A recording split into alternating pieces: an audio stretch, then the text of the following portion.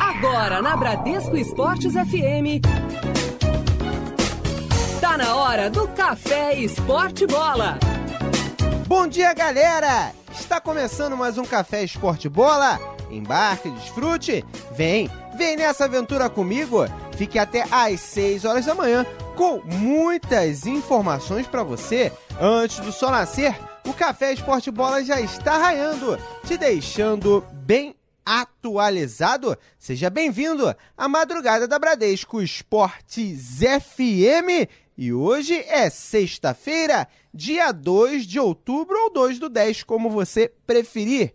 Dia Internacional da Não Violência, né? A paz é sempre o melhor caminho para todas as coisas. E eu estou de volta aqui na Rádio do Seu Esporte depois de desfrutar de férias, de merecidas férias. Estou de volta aqui para apresentar mais um programa para você. Bom, em 1924 aconteceu o primeiro gol olímpico, que foi marcado no jogo entre Argentina e Uruguai. Em 60, houve a inauguração do estádio do Morumbi, da equipe do São Paulo. Em 74, houve a última partida de Pelé com a camisa do Santos contra a Ponte Preta na Vila Belmiro. Em 77, Niki Lauda se tornou bicampeão mundial de Fórmula 1. Em 2009, a cidade do Rio de Janeiro ganhou o direito do COI, Comitê Olímpico Internacional, de sediar as Olimpíadas de 2016. É no próximo ano, hein? Tá chegando. Temos uma galera aniversariando também. Nasci em 1971, Marquinho, ex-jogador de futebol. Em 84, Eldin Jakupovic, jogador suíço, goleiro, nascido na Bósnia e Herzegovina, mas optou pela nacionalidade suíça, ele que joga no Melhull City, lá da Inglaterra. Em 91, nascia Roberto Firmino, atacante brasileiro da equipe do Liverpool.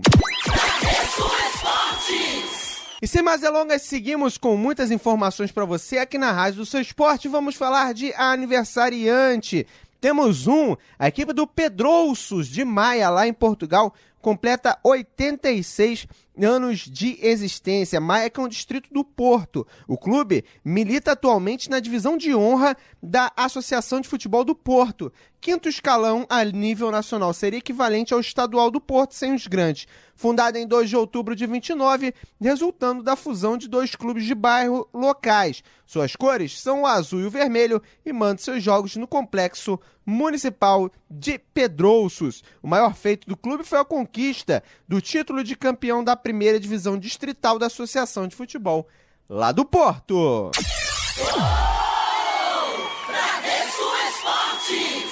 E vamos falar de futebol, vamos falar de bola rolando. Antes, um abração para o meu amigo Ricardo Lucena, lá de Mesquita. Grande abraço, amigo, e também ao Patrick Gabriel, lá do Paraná. Ele que está ouvindo, com certeza, o programa. Para começar, vamos falar de São Paulo. Juan Carlos Osório, técnico da equipe São Paulina, falou depois do confronto diante do Vasco da Gama. O time do São Paulo que foi o grande beneficiado com o resultado, conseguiu a classificação. O Osório, que está, de certa maneira, em pé de guerra com a diretoria São Paulina, não sabe se fica, não sabe se vai. Inclusive, tem uma notícia que Jürgen Klopp recusou a seleção do México, que abre mais uma possibilidade de acabar indo o Osório para lá. Bom, vamos ouvir as palavras do comandante. Osório, no primeiro tempo, o São Paulo levou um gol e deu apenas um chute. Deu apenas um chute no gol do Vasco. No segundo tempo você fez 2 alterações, você colocou o Bruno e o Paulo Henrique Ganso. Só com as alterações o São Paulo conseguiu virar o jogo ou também mudou o comportamento no segundo tempo, Osório? Bom dia. Eu acho que a combinação de 2 coisas, as mudanças e a estrutura de los 4 jugadores en mitad de campo. Paulo Henrique jugando como falso 9, profundizó mucho el juego y seus pases muy inteligentes fizeram el juego más fluido. y Bruno en su posición natural contribuyó y apoyó mucho el lado derecho a costas de Ricardo Centurión. Professor, bom dia. Bom Tudo dia. bem? A gente tem ouvido muito sobre seu presente / futuro nos últimos dias e principalmente nas últimas horas. O senhor poderia sacramentar aqui agora, neste momento, o senhor fica no São Paulo pelo menos até o final do ano ou o senhor realmente está indo para a seleção mexicana? Obrigado. Amanhã temos treinamento normal en la mañana. Ficaré en CT, después voy a la escuela a recoger mis filhos, a pegar mis filhos, y quinta-feira, sexta, a trabalhar y a seguir preparando el juego para el sábado. Hasta ahí puedo hablar. Yo creo que hay cosas más importantes que hablar sobre el juego. Yo tomaría una decisión y todos la conocerán. Peço desculpas até por sair desse tema do jogo, mas dado tudo que foi dito, né, nas últimas semanas, existe uma notícia de que já vem vinculando nos últimos dias, de que você teria uma reunião amanhã com um representante da Federação Mexicana. E eu queria saber se essa notícia procede. Repito para você, amanhã tenho el treinamento en la mañana, ficaré en CT, pegaré a mis filhos en la escuela, cena con ellos, iré a dormir, sexta-feira trabalharé en la mañana.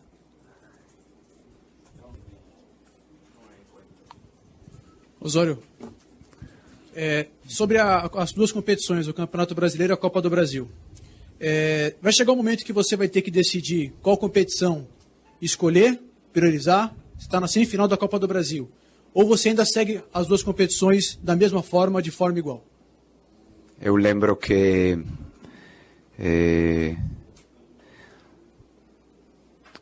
no jogo contra Avaí,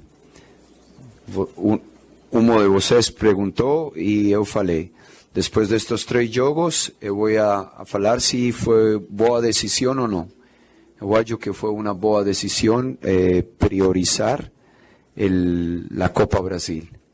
Ganhamos em casa Vasco, empatamos con Palmeiras en un juego que merecimos ganar y hoy empate nuevamente. Entonces, hasta aquí esa es la planificación. Agora concentrarnos en el Brasileirão novamente. Muito obrigado ao técnico Juan Carlos Osório. Ok? Então, mais 2 perguntas para finalizar.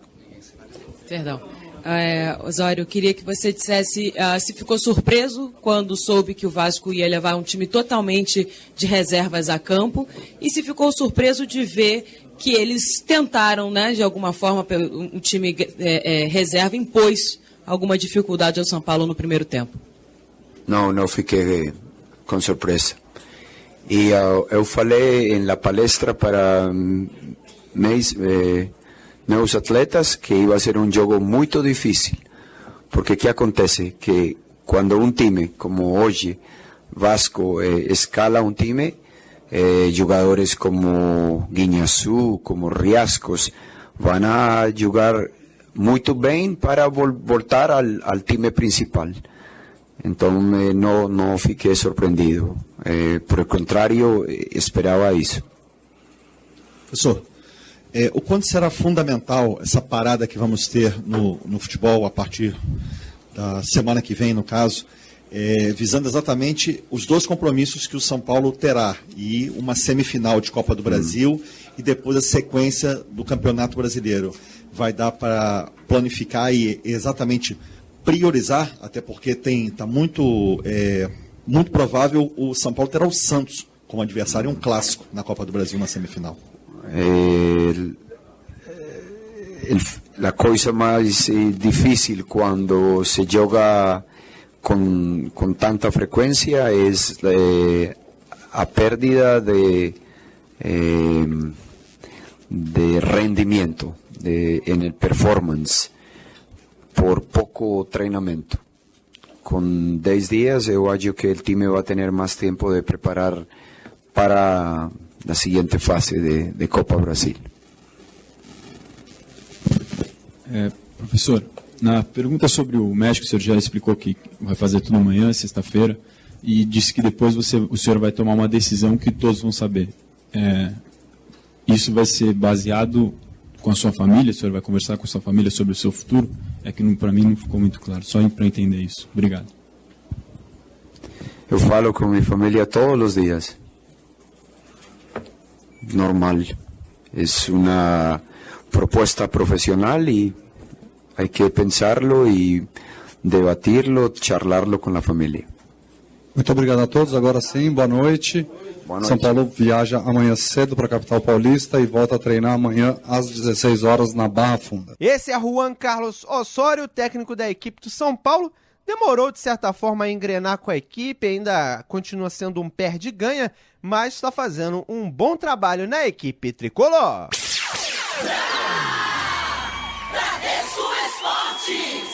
E continuando em São Paulo, vamos pular o muro.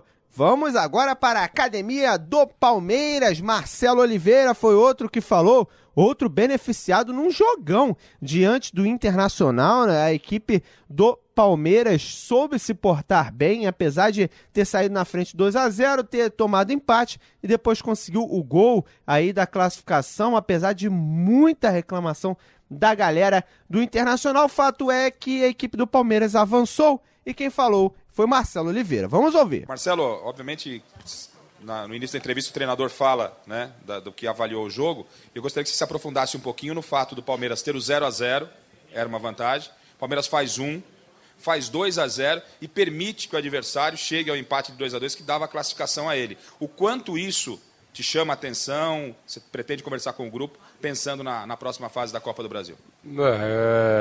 Tem que analisar como todo. Primeiro tempo 2-0, esse tipo de regulamento é perigoso mesmo. Eu, inclusive, alertei os jogadores para não se sentirem confortáveis e contentes com aquilo que já tinha feito, porque se eles fizessem um gol, viria para cima com tudo e poderia ter essa vantagem do empate com mais gols. Agora, uma coisa que deve analisar é o seguinte: se a Copa do Brasil tem essa questão do gol com tanto valor e tão perigoso para as equipes, quando você leva um gol num erro de arbitragem, que foi uma falta clara, que o rapaz levou o pé no rosto do Lucas, isso faz uma diferença imensa, deu um gás terrível para o Internacional. É certo que eles viriam para cima e dariam muito contra-ataque, e ganhou muita força naquele lance. Eu acredito que todos vocês e todas as pessoas que estavam vendo o jogo pensaram da mesma forma. Pé alto, o jogador do Palmeiras não abaixou a cabeça, a bola pegou o pé, ou pelo menos um jogo perigoso, a falta de 2 toques, mas ali fez uma diferença grande.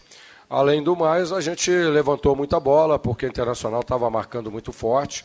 Mesmo com tudo isso, no segundo tempo ainda tivemos 2 chances muito claras, uma com Barrios e outra com Rafael Marques. Foi muito mais dramático que a gente entendia que podia ser, mas é uma vitória que fortalece também, né? Fortalece esse time com esse espírito de luta, com essa vontade, acertando um pouco mais os passes e marcando melhor, pode chegar ao final do campeonato e até conquistá-lo.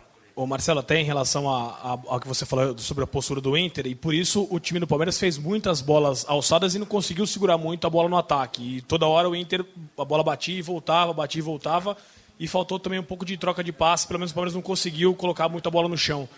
Para esse tipo de jogo, falta de repente um cara mais que possa coordenar o time, ao invés de só tentar velocidade e bola lançada? Nós até que tínhamos, né? No campo tínhamos jogadores para isso. Tínhamos 2 laterais que são experientes e habilidosos, o Zé de um lado, o Lucas do outro. O Amaral foi escalado mais para ficar mesmo na contenção, fazer a proteção dos zagueiros e pegar principalmente o Alex, que é um jogador que enfia as bolas, que bate muito bem de fora da área. Mas o Arouca, o Robinho, o Max, depois que entrou, são jogadores que poderiam fazer isso e nós, na verdade, não conseguimos, pelo menos não conseguimos durante todo o tempo. Às vezes que essa bola saiu com mais qualidade por baixo, quase sempre saiu uma jogada boa. E outra situação que aconteceu nesse jogo foi a obrigação de fazer substituições uma por lesão, né, uma substituição médica por contusão, e a outra do Amaral, que até vinha bem no jogo, fazendo a sua função, em relação ao cartão amarelo. Não foi um jogo violento, mas muitos cartões, principalmente para o time do Palmeiras. E eu destaco aí a questão do Dudu. Dudu, nos primeiros lances, entraram muito duro nele, o Paulão chutou uma bola nele muito forte depois, e a primeira vez que ele foi falar, ele levou cartão. Parece que já existe uma coisa determinada para esse jogador por aquilo tudo que aconteceu num tempo recente. Marcelo, porque em determinado momento das partidas, isso não foi só hoje, aconteceram em outras partidas, que o Palmeiras toma pressão, desestabiliza e permite que o outro time cresça tanto, mesmo quando o time tem total controle da partida? Não tem problema nenhum em falar disso, mas nós temos que exaltar uma vitória, né? Temos que exaltar a vitória. Essa competição, ela começou com 80 equipes e agora só tem 4, e o Palmeiras está lá, né? Então não podemos... depois de uma vitória de tanto sacrifício, de tanto esforço, e tão perigosa e dramática, está buscando só coisa negativa. Eu acho que aconteceu coisas positivas também. E aquelas questões que a gente acha que pode melhorar, essas avaliações, a gente faz junto com os jogadores internamente, mas é certo que ainda não temos uma constância de jogo. A gente não consegue.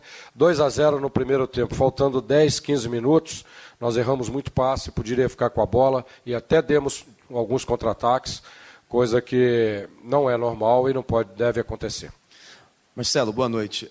Eu reparei que no lance do primeiro gol, aliás, do Internacional, você, no momento que o Anderson levanta o pé, você já pede falta, pé alto, jogo perigoso. Eu gostaria que você falasse sobre esse lance e gostaria também que você repercutisse uma declaração do Alexandre Matos agora, na zona mista, ele dizendo que está preocupado com uma provável perseguição ao Dudu. Você teme por isso? Pois é, a primeira situação se alguém que vê futebol, que comenta futebol e que esteve aqui hoje ou que assistiu o jogo pensar diferente, que não foi falta, eu até peço desculpas. Mas para mim, como o lance foi na minha frente, um lance claro de falta. O jogador foi de cabeça, completamente em pé, não baixou a cabeça nem nada.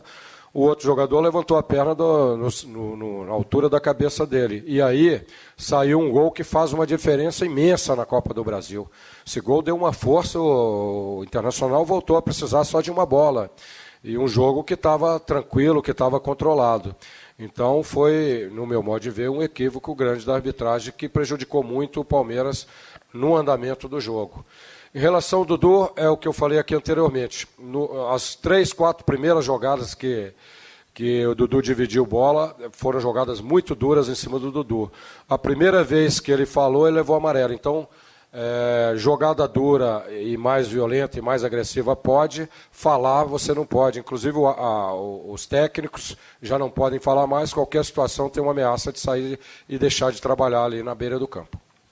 Marcelo, eu queria que você falasse sobre 2 situações. Primeiro, você já citou aí que com esse gol, o Hilton Pereira Sampaio, já que ele deu o gol, ele levou o Inter para o jogo novamente.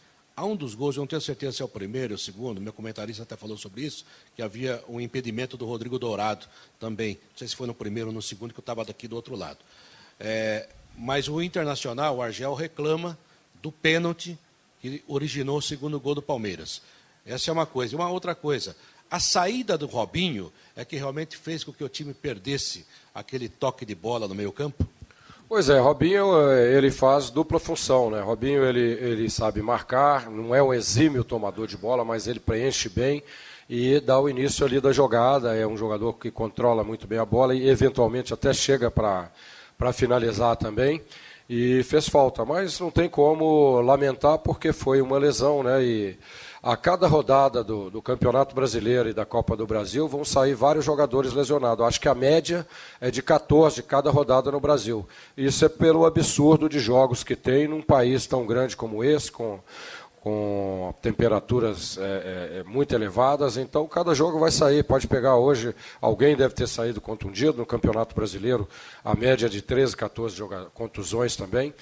E ele fez falta. Em relação ao lance de impedimento, eu não posso falar e acho até que às vezes é difícil mesmo marcar um impedimento, um pedaço do corpo para frente, a jogada em movimento, mas a jogada que originou o primeiro gol foi uma jogada muito clara, e por isso que eu estou cobrando essa situação. Em relação ao pênalti, eu preciso ver novamente, segundo o Lucas, ele que me falou agora, ele escorregou e o outro escorregou, só que o outro escorregou quando ele iria levantar para tentar pegar a bola. Então, temos que ver, ele marcou com muita convicção.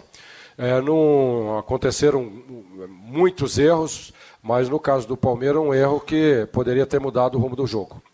Marcelo, te peço desculpas, mas vou pedir para você falar novamente sobre a questão do Palmeiras ter o controle da partida, depois sofreu uma situação dessa de empate, aconteceu com o Joinville também, e ainda conseguir depois ter um poder de reação que ficou pressionando até o final. Quer dizer, o Palmeiras sofreu o empate, poderia ter se desestabilizado, mas conseguiu reagir. E também queria que você falasse, até aproveitando essa questão que você falou das lesões, foi um jogo extremamente intenso, foi muito claro que os jogadores estavam acabados no final do jogo, Dudu, Rafael não conseguiam voltar. Esse é o problema de disputar ainda 2 competições, porque em um mata-mata você ainda tem um desgaste ainda maior por tudo que envolve. Está te preocupando esse tipo de situação? Você conversou com algum jogador? Pode ter baixas contra a Chapecoense? Olha, em relação ao jogo, é uma combinação de 2 situações. A primeira é que o Internacional veio competir muito, né? Tem um time bom, marca forte, tem uma bola parada que eles apostaram muito nela e acabaram até fazendo um gol, mas jogaram bem, apesar de que o Palmeiras ainda teve mais 2 ou 3 chances muito claras de gol. Então a combinação do Internacional que vem muito forte, que lutava muito e até jogava muito bem, com a inconstância ainda do Palmeiras, que mudou muito a sua equipe esse ano, mudou de técnico e não temos tido condição de treinar tanto e de manter uma frequência a mesma equipe, ou por contusão, ou porque o jogador está muito desgastado, ou por questão de cartão amarelo, e isso num time em formação, com a necessidade de resultado e tendo que ganhar um padrão, aí altera um pouquinho. E a outra situação é cansaço. Acho que as 2 equipes cansaram muito hoje, e normalmente o técnico ele troca muito pelo aspecto físico. Você tem 3 substituições, quase sempre as 3 são por aspecto físico, uma ou outra por aspecto tático. Hoje nós podemos fazer só uma, que foi a do Jesus, que no segundo tempo ali perdeu algumas bolas e já não estava marcando tanto, mas as outras 2, uma por lesão e a outra em função da parte disciplinar, por o Amaral ser um jogador de marcação e que te corria o risco de sair do jogo, então precisamos trocar. Então nós perdemos 2 situações, o Zé, por exemplo, que voltou, era provável que daria lugar ao Egídio, né, revezaria ali durante algum tempo, mas não pôde sair e infelizmente não deu para fazer todas, mas esse tipo de vitória, da forma que foi, ele também serve para fortalecer muito, mostrar que temos um time de jogadores muito comprometidos e que essa reação e esse ânimo, mesmo com o resultado adverso em algum momento, nós acreditamos que podíamos buscar a vitória. Essa questão do desgaste também serve para um jogador jovem como Gabriel Jesus, Marcelo? E eu pergunto isso porque hoje ele não conseguiu acompanhar 2 vezes um lance, né? Isso pode mudar inclusive a história de um jogo. No jogo contra o São Paulo, parece que faltou um pouquinho também ali, não sei se de ar, de fôlego, ou até de empenho, para evitar aquela jogada que começou na linha de fundo e originou o gol do São Paulo do Carlinhos, né? Mas eu queria que você falasse a respeito disso. O que é? Isso também atinge um jogador jovem como ele? Estafa mesmo, é normal? Ou às vezes é bom ficar um pouco mais ligado no jogo? Atinge sim, atinge a todos, né? Porque não é só uma questão física. Frequência de jogos num tempo curto, com muita intensidade, com necessidade de resultado. Nós estamos no G4 do Campeonato Brasileiro e somos agora semifinalistas da Copa do Brasil, então os jogos são muito intensos. E existe não só o aspecto físico, mas o aspecto emocional também. E o jovem, às vezes, ele tem muito vigor físico, mas ele tem um aspecto emocional. A gente notou que depois de perder 2 bolas, ele se descontrolou um pouco, até tive que trocá-lo. Mas é mais fácil o jogador, muito mais rodado, ter uma lesão do que o jovem ter uma lesão. Mas ele pode cansar e se desgastar durante o jogo também. Marcelo, primeiro, parabéns pelo resultado. Obrigado. No jogo de Porto Alegre, houve a cobrança de um pênalti do Barrios, que não foi convertido. E hoje, um outro pênalti com a conversão do Zé Roberto. Eu queria te perguntar, lembrando também do jogo do Santos na final, quando o Dudu perde um pênalti, com essa variação de atletas, qual é o seu critério ou o critério do time para definir quem bate pênaltis importantes como esses que a gente tem visto nos jogos decisivos? Sei. Tem algumas situações. A primeira, aí a mais importante para mim, é aproveitamento nos treinamentos. Talvez eu seja o técnico no Brasil que mais treine penalidades. A cada treinamento, final de treinamento, a gente traz os candidatos a bater e faz o trabalho de preparação. Então, eu escolho aquele que eu acho que aproveitou melhor e que está batendo e que tem uma variação de batidas. Às vezes, eu evito o jogador que já jogou na equipe adversária. Por exemplo, eu não botaria o Dudu para bater no jogo contra o Grêmio, por exemplo, porque ele certamente já bateu muitas vezes lá nos treinamentos e conhece bem a sua batida. Quando coloquei o Barros, ele foi o melhor aproveitamento daquela semana, naqueles últimos dias. E isso é determinado na preleção, na palestra, vai bater esse, o segundo é esse, e tem o terceiro pela ordem. Se um não puder, um outro desse bate. Hoje nós teremos o Zé Roberto, que varia bem, recentemente bateu um pênalti no outro canto, e agora ele deu uma variada, porque os goleiros também fazem esse estudo dos batedores, e Dudu seria o segundo e o Robinho seria o terceiro para esse jogo que passou.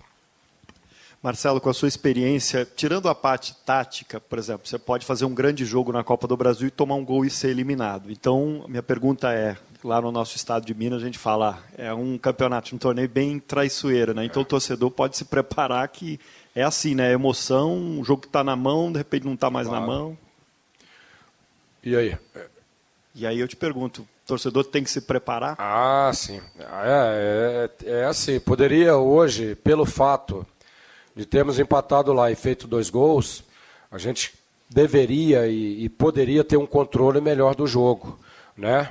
Virar um primeiro tempo contra o Internacional com o espírito que o Internacional veio, era uma situação difícil, mas nós alertamos no intervalo e sabíamos que ia sofrer uma pressão e não estava nada decidido, porque um gol colocaria novamente o Internacional, porque aí ele só precisaria de um outro gol.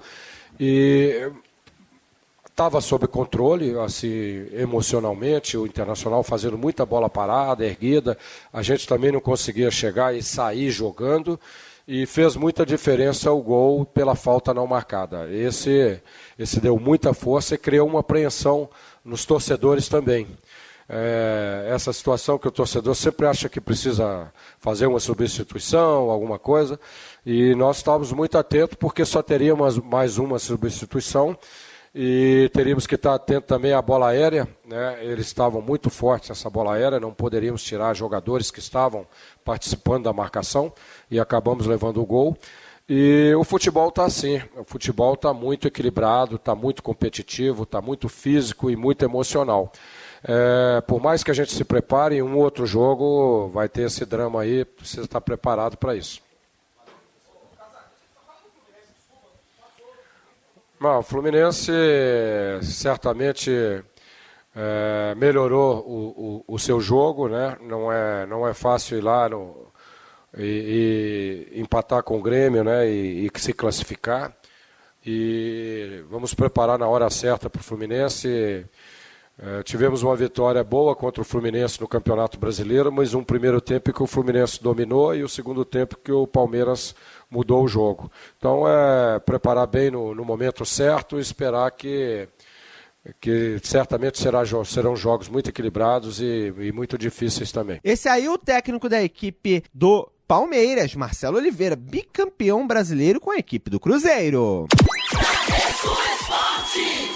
E você está na Bradesco Esportes FM, a rádio do seu esporte, sempre com muitas informações para você e de futebol internacional também. Temos um convidado bastante especial falando diretamente lá da Bulgária por telefone, o homem de 5 milhões de reais e de contrato de 3 anos com o time do Ludogorets, que é uma equipe que quer crescer no futebol búlgaro, né? Tem surpreendido bastante no futebol local. Trata-se de Natanael, camisa 6 da equipe do Ludogorets, que começou no Operário do Mato Grosso, jogou no Cuiabá e teve seu grande momento na equipe do Atlético Paranaense, onde foram 79 jogos no campeonato aí com a camisa da equipe. Inclusive, ele chamou a atenção do Atlético Paranaense aí enquanto ele jogava pela equipe do Cuiabá. Ele vinha sendo observado pelo Furacão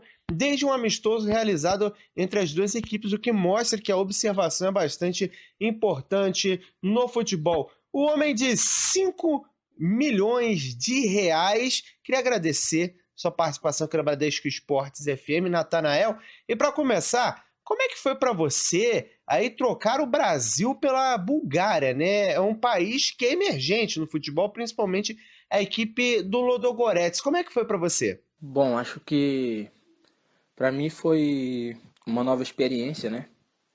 Como eu sou novo e graças a Deus tive a oportunidade de poder estar jogando no Atlético Paranaense e aparecendo não só no Brasil, mas para outros clubes também, estrangeiros e clubes dos exteriores, né?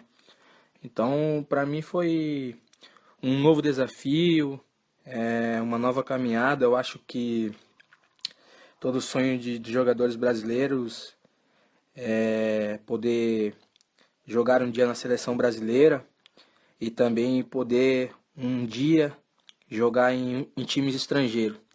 Acho que para mim foi uma nova oportunidade. Eu vim conversando com o meu agente e não teve só também aqui da Bulgária, né? Teve várias equipes, como o Dinamo de Moscou, como o Krasnodar, né? Da Ucrânia, e o Porto também de Portugal também teve essa oportunidade, mas a gente optou por vir para cá, não só pela questão financeira, mas também pela quantidade de brasileiro que está aqui, né, no clube também, pela adaptação que iria ser mais rápido e também pelo projeto, né, que o time aqui do Ludogorets também tem para esse, não só para esse ano, mas para os outros anos que vai vir pela frente. Estão com um plano e um projeto muito grande a ser desenvolvido aqui na Bulgária. E eu optei por isso também, né? E por uma nova experiência, uma nova adaptação, de poder sair um pouco do Brasil e conhecer também um pouco do exterior.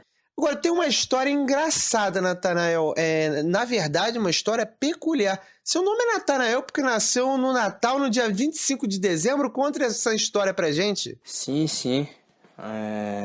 Meu nome é Natanael por ter nascido no Natal, né?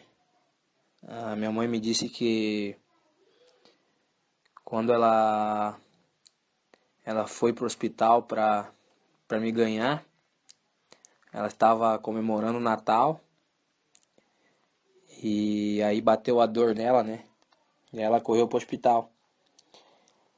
E aí ela me ganhou. E aí, por comemorar essa data tão especial, né? De Natal, comemorar essa data muito boa também, que é o nascimento de Jesus, né? Ela optou por colocar Natanael, né? Em homenagem ao Natal. E fico feliz também. Fico feliz de ser uma data especial. Uma data para todos, né? Uma data especial. Uma data especial. Fico feliz também por essa data, né? É uma data especial para todos, né?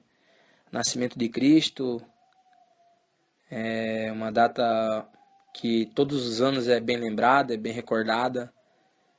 Então minha mãe colocou meu nome Natanael em homenagem ao Natal mesmo.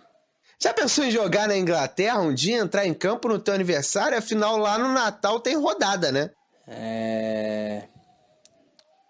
é muito bom, né? É muito bom. Por isso eu tenho que continuar, tá fazendo o meu trabalho, né? Para que isso um dia possa acontecer. Mas se isso chegar de acontecer um dia, vou ficar muito grato, ficar muito feliz. Que além de ser um dia especial, o nascimento de Cristo, é um dia também do meu aniversário e poder estar participando de uma partida de futebol como profissional, eu creio que vai ficar marcado na minha vida. Não só na minha vida, mas na vida da minha família toda, né?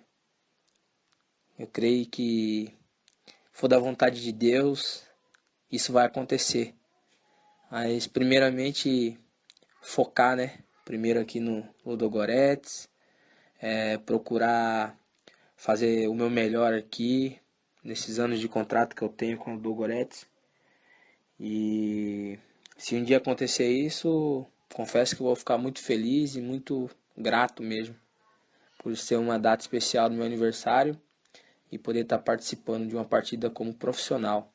Ser muito feliz mesmo esse dia. E outra coisa, tem uma outra história bastante interessante que você não poderia deixar de contar pra gente. É importante ouvir essa história também, ainda mais a gente que preza por uma boa história, por uma boa trajetória no futebol e também alguém que tem algo a ensinar, como é o seu caso. Tem histórias de que quando você jogava no Cuiabá, antes de ir pro Atlético Paranaense, você e a sua esposa vendiam trufas de chocolate que inclusive ela fazia para vender e ajudar a construção de uma igreja na cidade. Como é que foi esse caso? Você me parece ser um cara muito centrado até pelas suas respostas. Queria parabenizar você por essa atitude, mas queria que você contasse essa história pra gente. Sim. Na verdade, quando eu jogava na equipe do Cuiabá, eu sempre gostei de ajudar a obra, né, da igreja. Sempre gostei de ajudar a igreja.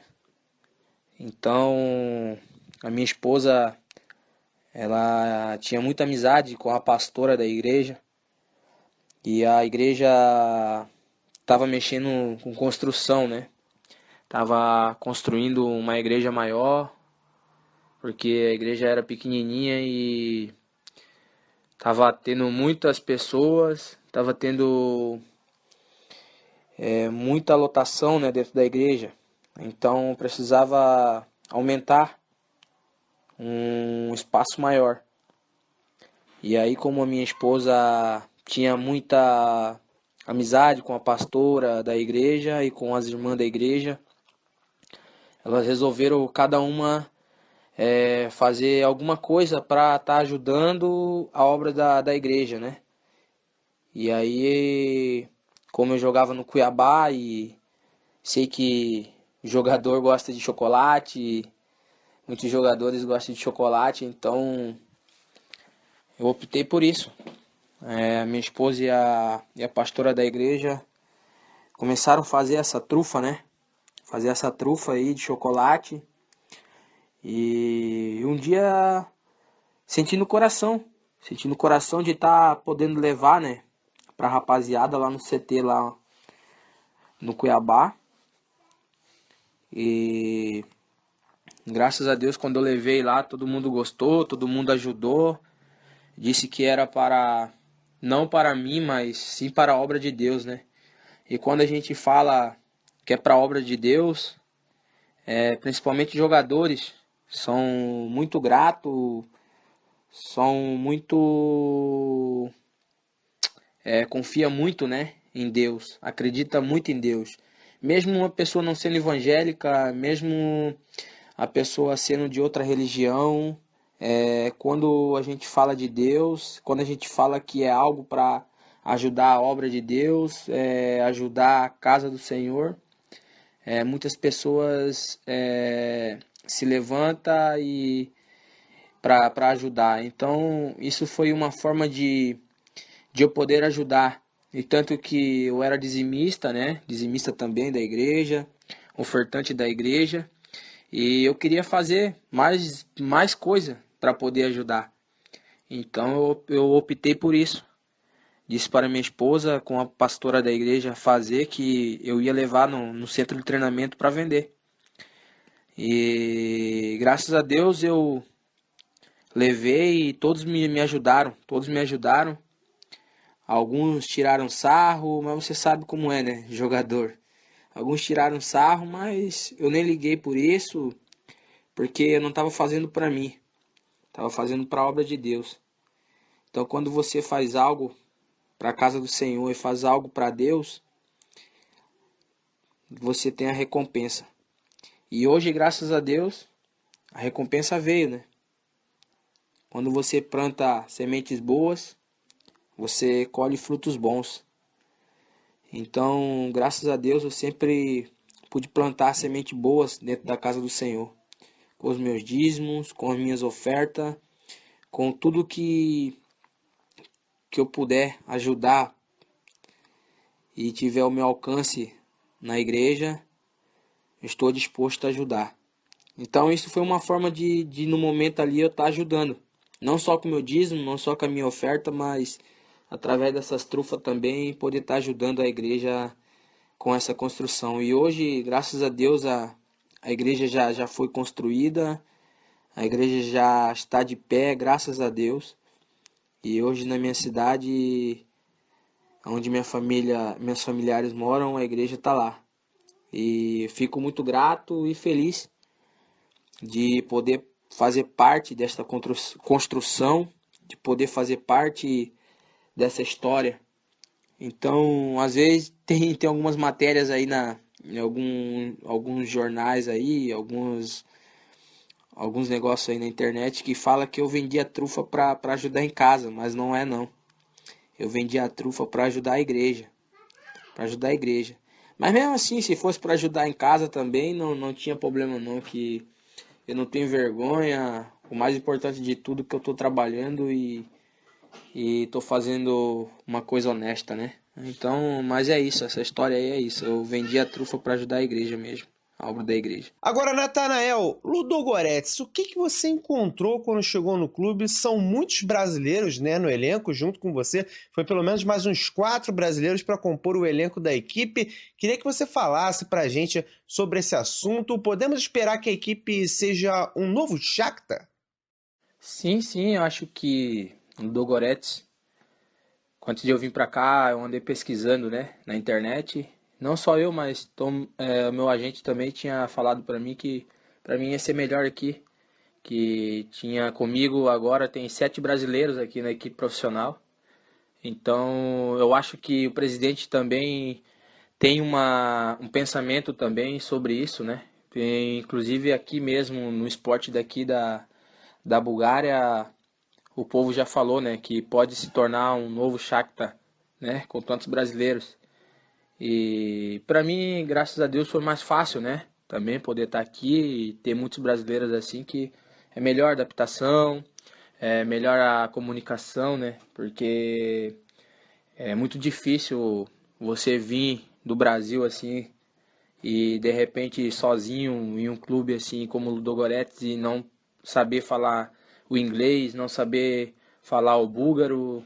Ia ser muito complicado, ia ser muito difícil, mas Deus sabe todas as coisas, né? Deus tem um propósito na nossa vida, então tudo que foi preparado, tudo que foi feito, eu creio que foi da vontade de Deus. Então, estou muito feliz de estar aqui. Já pude participar de 4 jogos e todos os jogos, graças a Deus, foi elogiado. Falaram muito bem de mim, gostaram do meu futebol. Então, graças a Deus já estou adaptado também aqui com os horários. Estou adaptado já no estilo de jogo já do Ludogorets. E daqui para frente melhorar. Melhorar sempre fazer o meu melhor no dia a dia, no trabalho, nos jogos. E sempre buscar fazer o meu melhor. É muito importante porque aqui na Bulgária o time Ludogorets hoje, vamos se dizer, hoje é uma das seleções aqui. Todos os times que vêm jogar contra a gente vêm com o propósito de jogar fechadinho e querer explorar o contra-ataque, porque a nossa equipe é uma equipe muito boa, qualificada.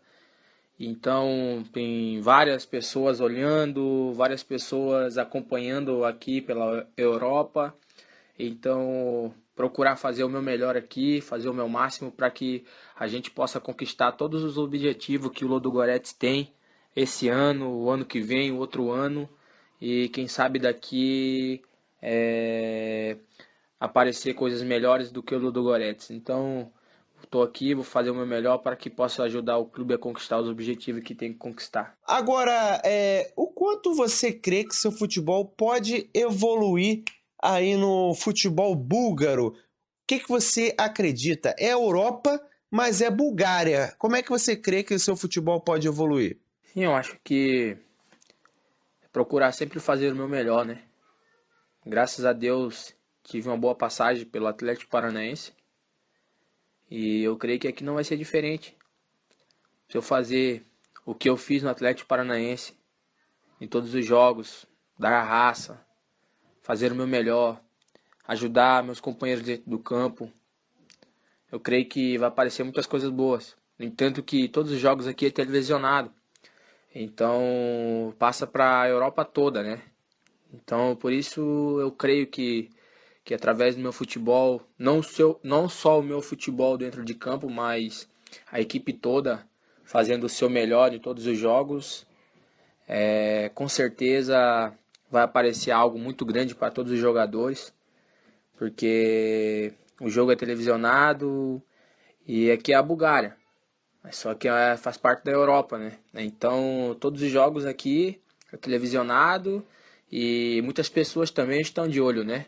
Porque o Ludogorets já vem aí de 3 anos aí campeão na Bulgária, participando da Champions,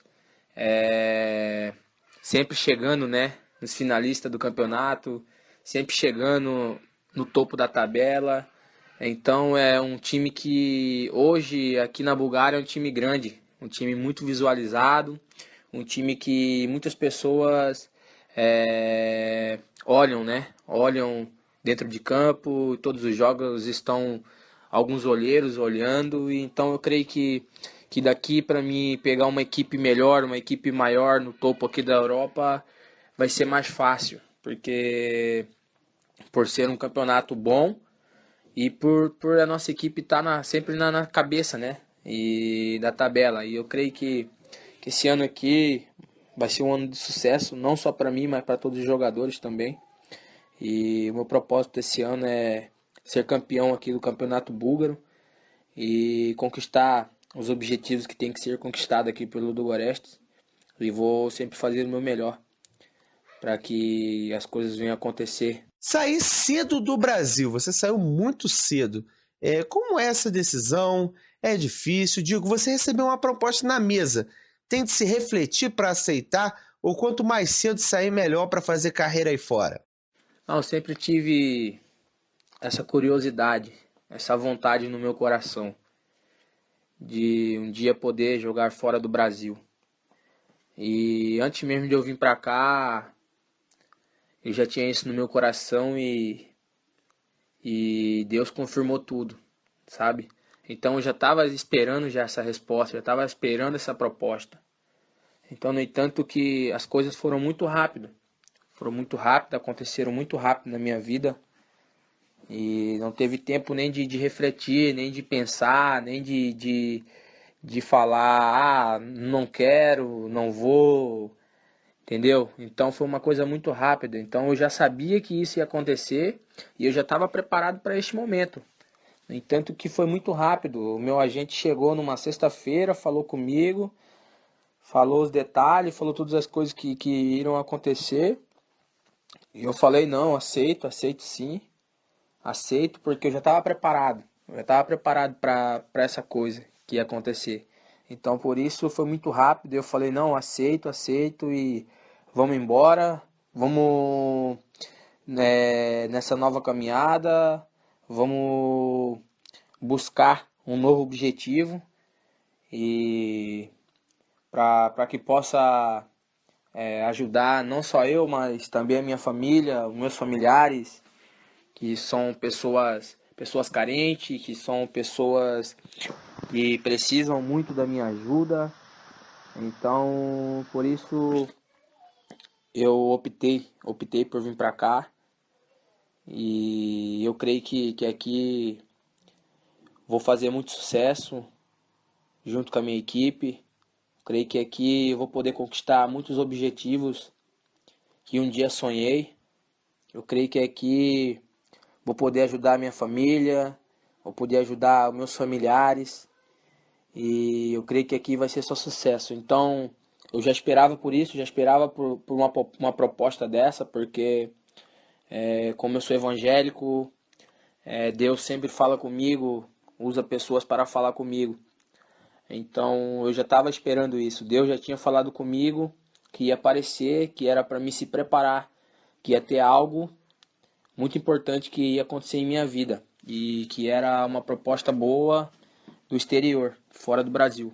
Então eu já estava preparado, coração grato, já preparado para essa decisão. Então foi uma coisa muito rápida e graças a Deus já estava preparado e eu já sabia que era uma coisa de Deus, que Deus estava preparando. Então por isso tomei a decisão de poder vir para cá e poder continuar esse objetivo de poder sempre crescer na vida e sempre fazer o meu melhor. Eu creio que aqui não vai ser diferente. Vou procurar sempre fazer o meu melhor para ajudar a minha família, meus familiares e poder conquistar os objetivos e poder ajudar a minha família, não só financeiramente, mas também ajudar a minha família de todas as formas, de todos os aspectos. E eu creio que aqui vai ser muito sucesso e vai ser uma nova experiência na minha caminhada e no meu trabalho. Você teve essa curiosidade, mas como foi para você chegar na cidade, botar o pé? Quando a ficha caiu que você não estava mais dentro do Brasil, já estava na Bulgária, já se acostumou? Não, quando eu cheguei aqui em Sófia, né, que já fica aqui na Bulgária, na verdade eu vim com meus agentes, né, então eles me ajudaram muito aqui quando eu cheguei, com a comunicação, e também já tinha um tradutor nos esperando, né, lá em Sófia.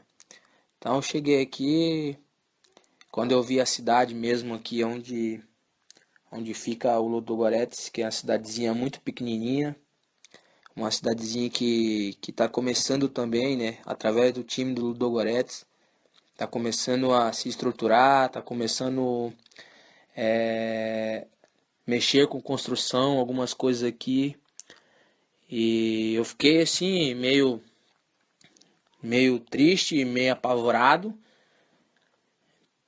também pelo fuso horário, que é muito diferente, e achei que ia ser difícil a adaptação. Mas só que, graças a Deus, a minha família pôde vir, a minha esposa, minhas filhas, ficaram uma semana no Brasil e vieram já para cá também. Então isso para mim já está de bom tamanho. A minha família para mim é tudo na minha vida e eu creio que com a minha família aqui, eles que me dão força, eles que me dão ânimo todos os dias de eu poder fazer o meu trabalho, de poder me dedicar a cada dia o meu melhor dentro de campo, no dia a dia, porque é um pouco difícil a gente adaptar. Mas também já te disse, né? Muitos brasileiros aqui são todas pessoas, gente boa, pessoas humildes também. Então me ajudam muito também quando eu preciso de alguma coisa aqui que precisa alguém para traduzir, alguém para falar, ou de repente levar em algum lugar. Eu ligo para um dos parceiros aqui, eles me ajudam. E também tem a tradutora, né, do clube aqui também, que tudo que precisa a gente está ligando e ela está resolvendo. Quando ela não resolve pelo celular, ela vem onde a gente está para a gente resolver o que tem que ser resolvido. Mas agora passou. O pior já passou, que foi no comecinho da adaptação, que foi nos primeiros dias, na primeira semana, que foi um pouco difícil para estar se comunicando, para estar conhecendo melhor, para estar se adaptando. Mas agora passou. Agora a família está aqui, Agora, graças a Deus, já pude participar dos jogos já. Então, tô feliz. Só dizer que eu tô feliz. Nos primeiros dias que cheguei, estava um pouco chateado, assim. Mas eu sabia que era algo de Deus, que Deus tinha preparado. Então, eu sabia que Deus não ia me desamparar. Sabia que Deus não ia me deixar na mão. Então, igual eu já falei, sou um cara cristão, sou um cara evangélico. Então, eu creio muito em Deus. Então, eu sabia que Deus me trouxe para cá, Ele não ia deixar eu na mão, não ia me desonrar. Então, se Ele trouxe para cá, porque algo grande e algo extraordinário ainda está para acontecer. Então, levantar a cabeça, trabalhar todos os dias, igual eu já disse, sou um cara que gosta de trabalhar, gosto de sempre fazer o meu melhor. E com a minha família aqui, e com Deus também na minha vida, tudo vai dar certo, tudo vai caminhar tudo bem. E eu creio que daqui para frente vai ser só sucesso no meu futebol, na equipe do Ludogorets e na vida da minha família e todos os meus familiares. Tá certo, Natanael. Eu queria agradecer a sua participação aqui na Bradesco Esportes FM, a rádio do seu esporte, camisa 6 da equipe do Ludogorets da Bulgária, né? O jogador que, inclusive, tem atuado muito bem com a camisa do novo clube, um bom lateral, vinha muito bem no Campeonato Brasileiro, chegou a ser um dos melhores passadores da competição e um nome que você ouviu no nosso contato aqui na Bradesco Esportes FM, com total exclusividade para você. Bradesco Esportes.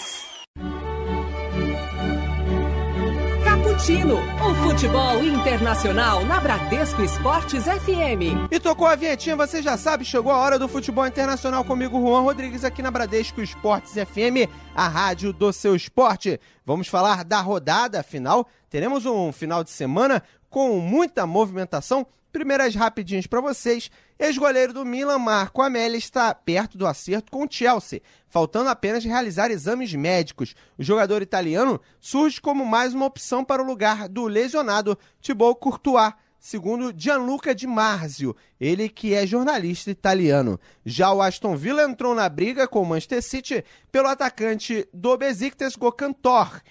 Olheiros dos Villans ficaram impressionados com a performance do jogador diante do Fenerbahçe, informações do jornal turco Milliyet. Já o espanhol Martín Montoya está próximo de fechar o retorno ao Barcelona em janeiro. O lateral direito foi emprestado à Inter de Milão, mas não agradou e deve ser devolvido, segundo informações do Varios. E como de costume, vamos falar de Neymar. Raspar o cabelo por completo não era muito do feitio do atleta. E de acordo com o jornal Mundo Deportivo, não foi uma decisão tomada com base no marketing ou refletida aí por muito tempo. A publicação catalã afirmou que o camisa 11 decidiu voltar às origens horas antes do duelo contra o Las Palmas, quando exibiu um novo visual. Tudo por influência do amigo Daniel Alves. Segundo o jornal, naquele dia Neymar apareceu no Camp Nou com uma franja e começou a ser zoado pelo amigo brasileiro.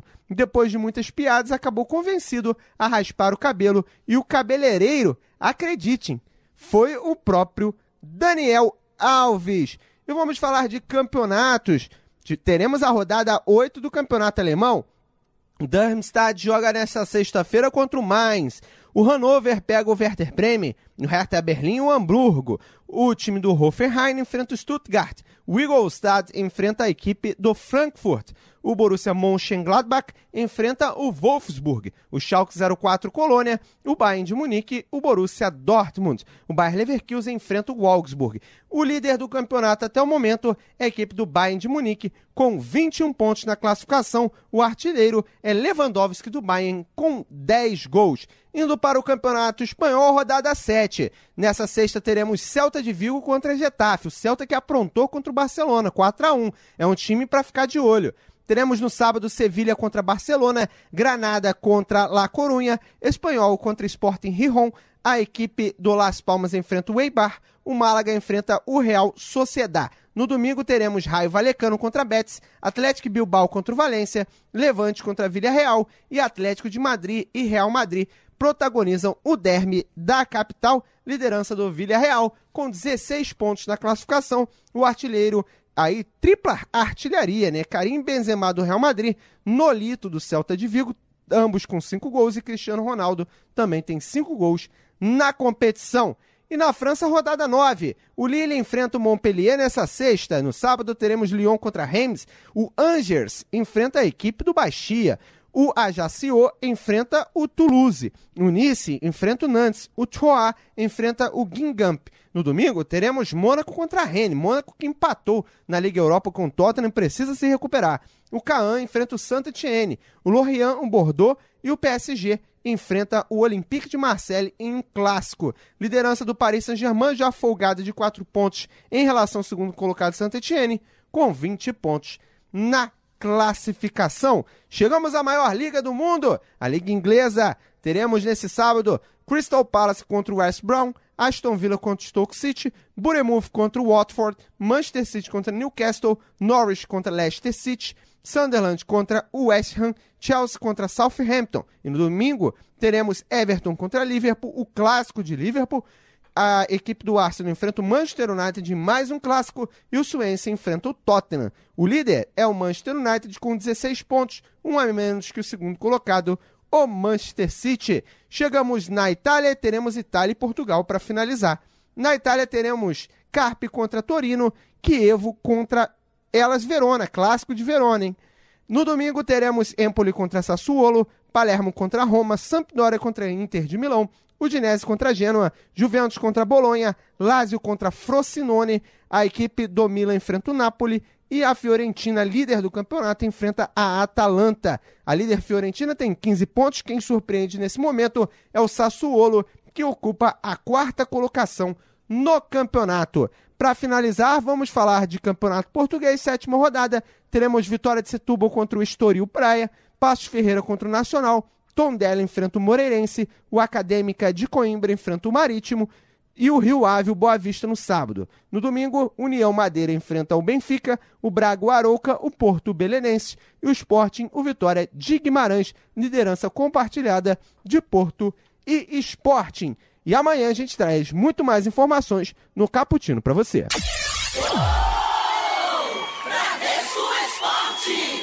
Estamos aqui na Bradesco Esportes FM, a rádio do seu esporte, com um convidado muito especial.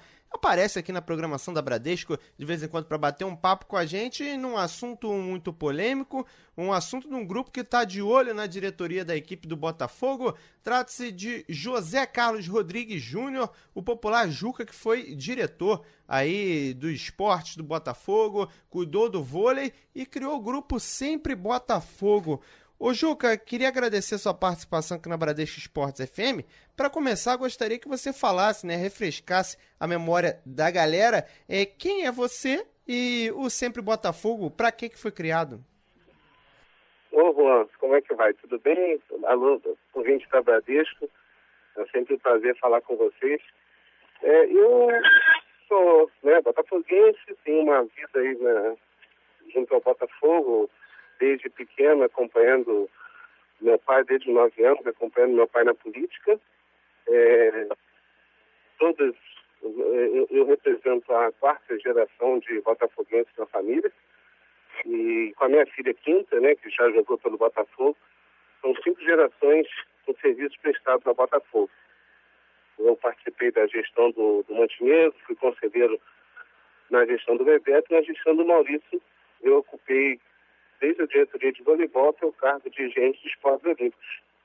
E é mais ou menos esse meu currículo aí do Botafogo, que eu estou colocando à disposição aí do clube, junto com outros amigos, outros botafoguenses, para a gente buscar uma alternativa aí à administração do clube. Agora, você criou o grupo do Sempre Botafogo. Qual foi a ideia? Juntar botafoguenses que estão incomodados, que querem ajudar? Qual o intuito de vocês, de repente, até na frente, entrar na política do clube mais diretamente com algum candidato? O que vocês estão pensando com esse grupo? Olha, Juan, a ideia é juntar botafoguenses, né? Normalmente formam-se... O nosso grupo não é um grupo 100% político, nós não vamos barganhar votos, nós não vamos barganhar cargos em diretoria, em conselho, nada disso. A gente quer juntar um grupo, a gente já está juntando um grupo de botafoguenses, sócios ou não, o importante é ser botafoguense, é o pré-requisito fundamental, ser torcedor do clube, abrir o clube e que esse grupo ele esteja comprometido com um clube profissional, um clube enxuto e principalmente aberto aos torcedores. Os torcedores do Botafogo, uma torcida que tem entre 3 milhões e meio a 4 milhões de torcedores, é inadmissível que uma eleição para presidente do Botafogo seja decidida por 70, 80 votos. Então, quem tiver comprometido com essa situação, um clube enxuto, um clube profissional, um clube que tenha os princípios da governança corporativa, que abra o clube aos seus torcedores, quem tiver com essa mesma linha de pensamento pode se juntar para a gente já tem um grupo no Facebook, sempre do Botafogo, e em novembro nós vamos marcar um primeiro encontro presencial com todos eles para a gente explicar um pouquinho mais do grupo e para conhecer as pessoas também. Agora, é interessante esse tipo de situação, principalmente uma palavra que ficou na minha cabeça desde que você começou a falar. Um clube aberto ao seu torcedor. O que seria isso, né? Um clube aberto e como é que fazer para esse tipo de coisa acontecer? Há possibilidades no próprio Estatuto do Botafogo. Você conhece bem de clube, né? Podemos dizer que você conhece bem a política interna da equipe, né? É verdade. Eu participei do Conselho Deliberativo na gestão, como já falei, na gestão do Bebeto de Freitas, que houve a reforma do Estatuto. Nessa reforma, o último Estatuto nosso é de 76, essa reforma foi em 2006, portanto, 2006, 2008, mais de 30 anos depois. Houve um avanço, mas precisa avançar mais. E a abertura é você criar essa categoria, né? Eu, por exemplo, é lógico, cada um tem a sua opinião. Eu penso numa categoria de sócio-torcedor ou, digamos, um sócio-proprietário especial, onde aquele sócio-torcedor que contribuir por N meses e que consiga completar o valor de um título, ele ganha um título sócio-proprietário especial. O que seria sócio-proprietário especial? Seria com direito a voto, né, mas podendo votar, não ser votado. Para ser votado, sim, na minha cabeça, teria que ser um sócio proprietário. Ele pagaria metade do que se paga hoje o sócio proprietário, podendo frequentar o clube, mas só com essa diferença, né? Se ele for sócio proprietário especial, ele vota, mas para ser votado, teria que ser sócio proprietário. Essa é a minha ideia particular, a ideia particular de José Carlos Rodrigues. Por isso tem um grupo para se discutir e a gente brigar por essas situações. Agora, um grupo para se discutir e brigar por situações. José Carlos Rodrigues Júnior, o Juca, já te conheço há bastante tempo. Qual é a grande insatisfação que te moveu para esse tipo de coisa? O que você está vendo que precisa mudar, que não está legal do jeito que está indo? Juan, eu vou até fazer um pouquinho, se você me permite, um pouco extenso nisso daí. Eu queria fazer algumas considerações. Primeiro, uma coisa que eu não posso negar, nunca neguei, entendeu? Inclusive, quando foi eleita essa nova diretoria, enquanto profissional do clube, ficou-se o zum de quem estaria apoiando. Eu não votei na eleição para presidente do Botafogo, por causa que houve a mudança do estatuto, e com a mudança do estatuto, por questão de dias, de colocar em dia o título, enfim, eu não votei, mas eu votaria. E isso eu deixei bem claro que eu votaria no Thiago, principalmente pelo apoio que ele tinha do Bebeto, do Montenegro, o Bebeto apoiando basicamente pela presença do César e do Caio Calumbi, que era o vice-presidente. Então, uma coisa que, certo ou errado, enfim, eu não nego e não traio ninguém que esteja sempre melhor, pessoas que eu gosto, que eu sempre convivi. Então, Bebeto, Montenegro e Maurício, eu pude trabalhar muito bem e conhecê-los. O Montenegro já tem um tempo que já deixou a presidência. Eu fico muito incomodado. O Bebeto deu uma entrevista essa semana. Ainda ser o Bebeto é uma pessoa tão criticada, entendeu? Eu acho que a crítica ao Bebeto vira quase uma perseguição. Até a questão do botafoguismo do Bebeto é colocado em dúvida.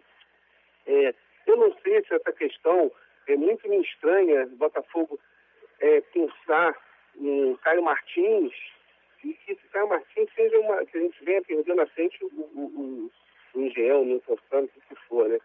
Será que isso tem a ver com que o Bebeto vai ficar sempre na história por ter sido aquele que trouxe o Engenhão? Tem que saber como o Bebeto fez o clube. Não existe a menor comparação do jeito que o Bebeto fez o clube em final de 2012 e como foi pego agora pela nova diretoria. Você tem uma ideia? Quem leva o sócio torcedor, quem leva o clube numa segunda divisão, realmente existe a dificuldade do patrocinador master. Mas quem leva o clube é sócio torcedor. E esse plano do sócio torcedor do Botafogo é uma balela, porque como é que o sócio torcedor, dignamente o Botafogo está fazendo promoção de ingressos e que está lesando o sócio torcedor. Por isso que não é um programa que vai para frente. E o Bebeto, com o Botafogo no coração, levou.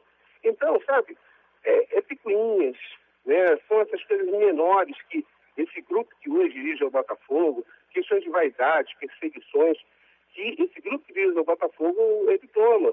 Eu acho que a mesma coisa, se o Bebeto fez alguma coisa, vai na justiça. Coloca o Bebeto na justiça.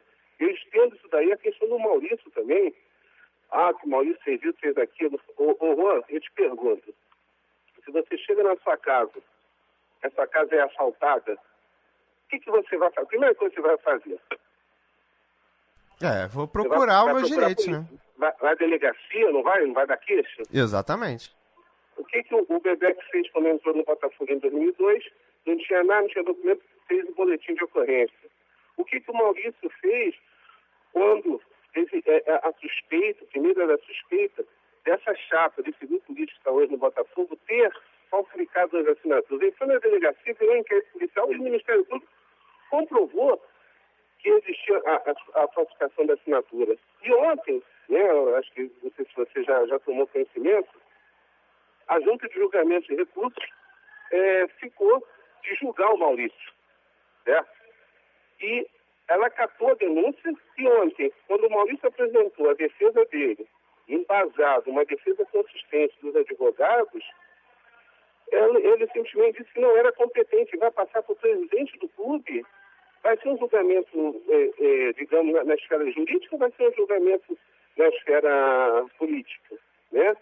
Então, essas coisas incomodam, enfim, você tem uma ideia, as coisas dessa atual diretoria, infelizmente, elas são muito levadas para o lado pessoal. Eu apresentei a possibilidade de um patrocinador master através de uma empresa para o Botafogo, uma grande rede de lojas aí do Brasil, que nem é tão forte no Rio, mas que gostaria de estar forte no Rio, e simplesmente a minha resposta foi: é o telefone que nós finalizamos. Aliás, é uma relação profissional, entendeu? Então, enfim, é uma série de coisas. Você vê, eu acho muito sério o Juan fazer qualquer tipo de acusação, né, de que você roubou, fez. Vamos ver, se o Maurício roubou, vai na justiça comum, vai na delegacia da queixa.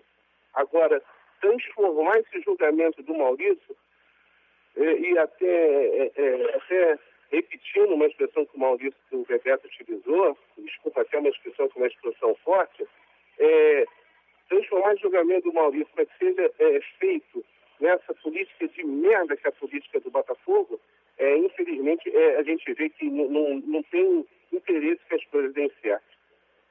Agora, uma coisa me chamou a atenção, né, em cima até das declarações do Bebeto, a questão do estádio Newton Santos. Era para ser um dos estádios privados maiores, né, até porque o Vasco tem o São Januário, que é pequenininho, o Engenhão é enorme. E se pensar em Caio Martins nesse momento, queria que você expressasse sua opinião sobre isso, até porque você conhece a política interna.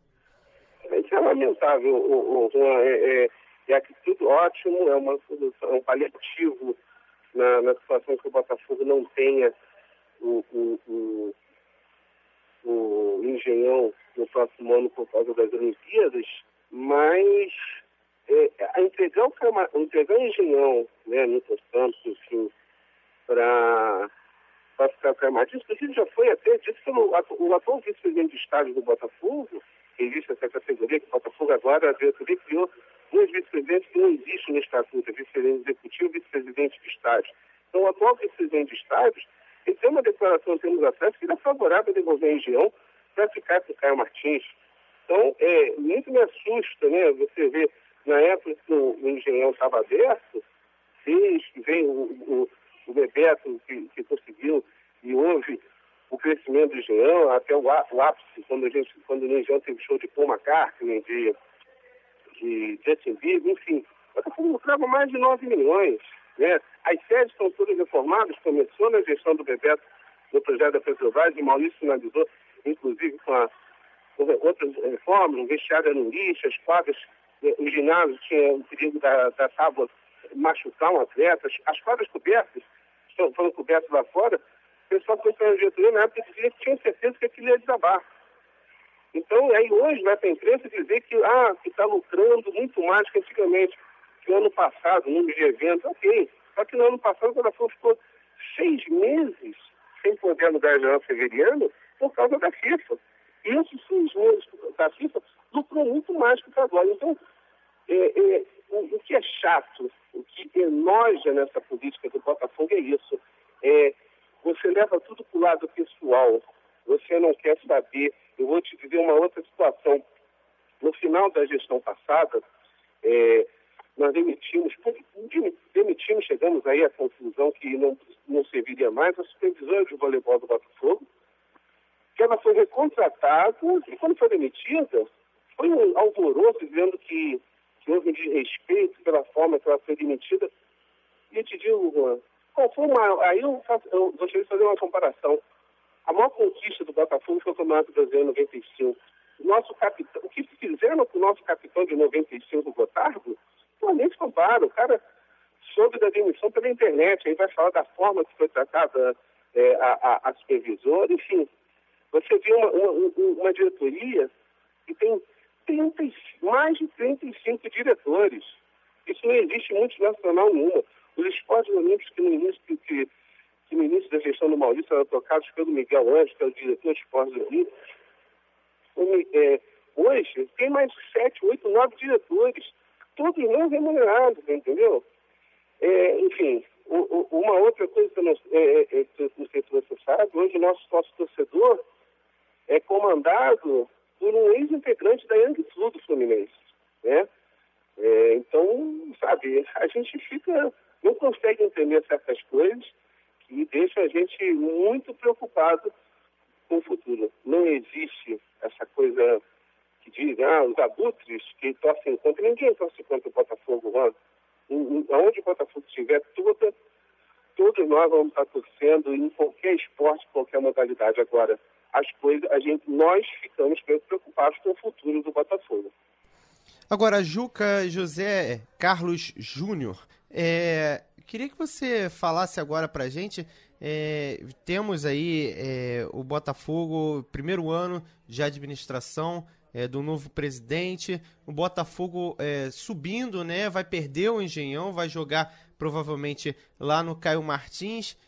Existe algum perigo do Botafogo se apequenar com algumas situações, apesar de subir, passa muito sufoco com alguns jogos, falta imposição, às vezes em casa, sofre algumas marcações que são revertidas, né? Alguns lances que falta aquela presença. Há algum perigo desse tipo de coisa? Olha, eu sou daquela geração que ficou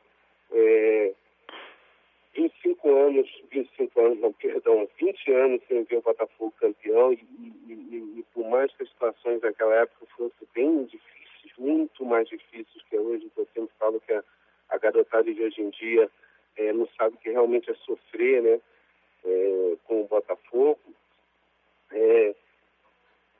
alguma coisa tem que ser feita e principalmente tem que parar com essa desculpa. O que acontece? O vôlei, vou dar um exemplo aqui claro. O vôlei do Botafogo ganhou no masculino e no feminino adulto com a Copa Rio. 2 times de aluguel. Por exemplo, o time de vôlei no masculino do Botafogo, ele um ano jogou como Sigel, então jogou pelo América. Nenhum atleta formado em casa, totalmente diferente da nossa política, mas parabéns, foi campeão ótimo. Tanto no masculino como no feminino, você vê que não existe identificação. Tem atletas que jogaram no masculino e no feminino que nas redes sociais só falam do Botafogo como chororô. Eu sempre fui uma pessoa que acompanhei em rede social de atleta, tudo isso, nunca admitiria que jogava no Botafogo. Por isso que a gente sempre fez equipes adultas. Nós fomos disputar uma Supercopa Banco do Brasil, dos 12, 7 jogadores formados em casa, antes tantos botafoguenses, sempre queriam ser botafoguenses, mas respeitando o Botafogo. Então, a minha maior preocupação, aqui fazer essa analogia, é o seguinte: quando se ganha, é o mérito dos revolucionários do esporte nacional. Quando se perde, é culpa do Maurício, é culpa lá atrás do Bebeto, culpa mais atrás do Montenegro. Isso que me preocupa. Eu acho que a partir de 25 de novembro de 2014, quando foi assumir essa nova diretoria, de certo ou de errado, tem que ir na conta deles. Entendeu? Não pode, eu não quero louros por qualquer coisa, mas também não quero que jogue a culpa. Eu acho muito engraçado que até a questão da distribuição da Puma foi se colocado na conta da antiga diretoria. Pô, o Botafogo podia negociar com quem quisesse, podia sentar com outras marcas, e ficou com a Puma, entendeu? Então, o meu medo é isso, é que não assumam os seus erros. Que erros não existem sempre. Agora, se você assumir o erro, procurar corrigir o erro, eu acho que aí o Botafogo não tem esse perigo. Agora, se continuar com esse mimimi, com essa picuinha de ficar usando rede social, de ficar querendo prejudicar pessoas, ou como eu já ouvi alguma coisa, eu critico porque eu era amigo do Maurício, perdi o emprego. Sinceramente, eu já entrei e saí do Botafogo 5 vezes. Foi a primeira vez como profissional. E eu falo para você, não quero voltar como profissional. Quero voltar ajudando, e graças a Deus a empresa está caminhando, tem outros caminhos, outros projetos estão em andamento, enfim. Então, volto a falar, se o Botafogo, se esse pessoal que está tendo do Botafogo assumir seus erros, não jogar a culpa no Maurício, no Bebeto, no Juca, no Juan, em qualquer outro, eu acho que é um caminho para não se apequenar. Mas se continuar desse jeito, é ladeira abaixo. Tá certo. Estivemos conversando aqui na Bradesco Esportes FM com o José Carlos Rodrigues Júnior, o Juca, ele que comanda o Sempre Botafogo, né? Um grupo que é discussão, né? Discute sobre as situações do Botafogo, deixa o torcedor a par, e quem quiser participar tá lá no Facebook.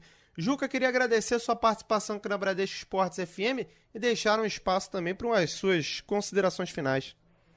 Porra, eu que agradeço aqui mais uma vez essa oportunidade aí aos ouvintes da Bradesco, especial a torcida do Botafogo.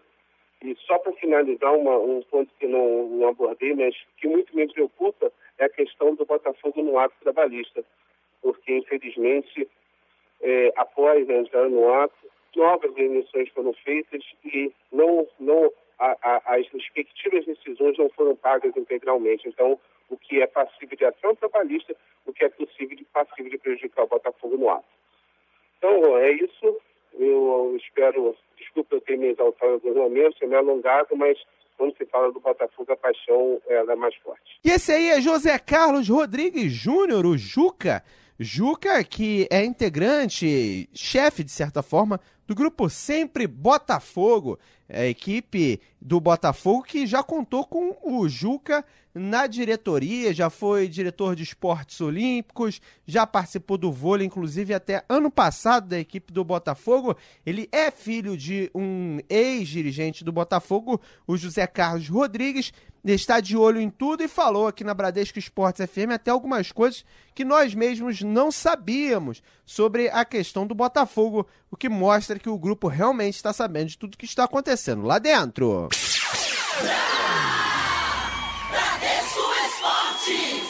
E voltamos a falar de futebol paulista. Vamos falar da equipe do Corinthians. Quem falou na equipe da Fiel foi Gil, zagueirão da equipe do Corinthians, convocado para a seleção brasileira, autor de gol na última partida da equipe do Coringão. Vamos ouvir agora a palavra do zagueiro. Gil, esse momento no Corinthians, momento de gols, seleção brasileira, falta realmente agora para coroar essa sua fase pessoal no Corinthians com o título de campeão brasileiro? Claro que a gente quer sempre fazer o melhor e consequentemente, os campeonatos a gente quer ser campeão, né? Mas a gente sabe que tem muita coisa ainda pela frente, 10 rodadas significa muita coisa ainda, e a gente tem que continuar com os pés no chão, continuar com a mesma humildade que a gente começou o campeonato, porque a gente sabe que é muito difícil, então o professor Tite tem nos policiado bastante sobre isso daí também, e é bom que voltei a fazer gol, né? Então acho que fico feliz aí, não só pela minha fase, mas de todos os meus companheiros também. Agora, como enfrentar a Ponte Preta em Campinas, sabendo que o treinador, né, o Doriva, e o Corinthians encontra muitas dificuldades, né, jogando em Campinas também. Como tentar buscar um bom resultado, como o que houve no último domingo diante do Figueirense? A gente está se preparando bem. O mais importante é a preparação no dia a dia, todo mundo se dedicando. Aqueles companheiros que não vão poder entrar em campo por lesão, aqueles que vão estar em campo jogando, vão estar sempre buscando o melhor. Então a gente sabe que vai ser um jogo muito difícil também.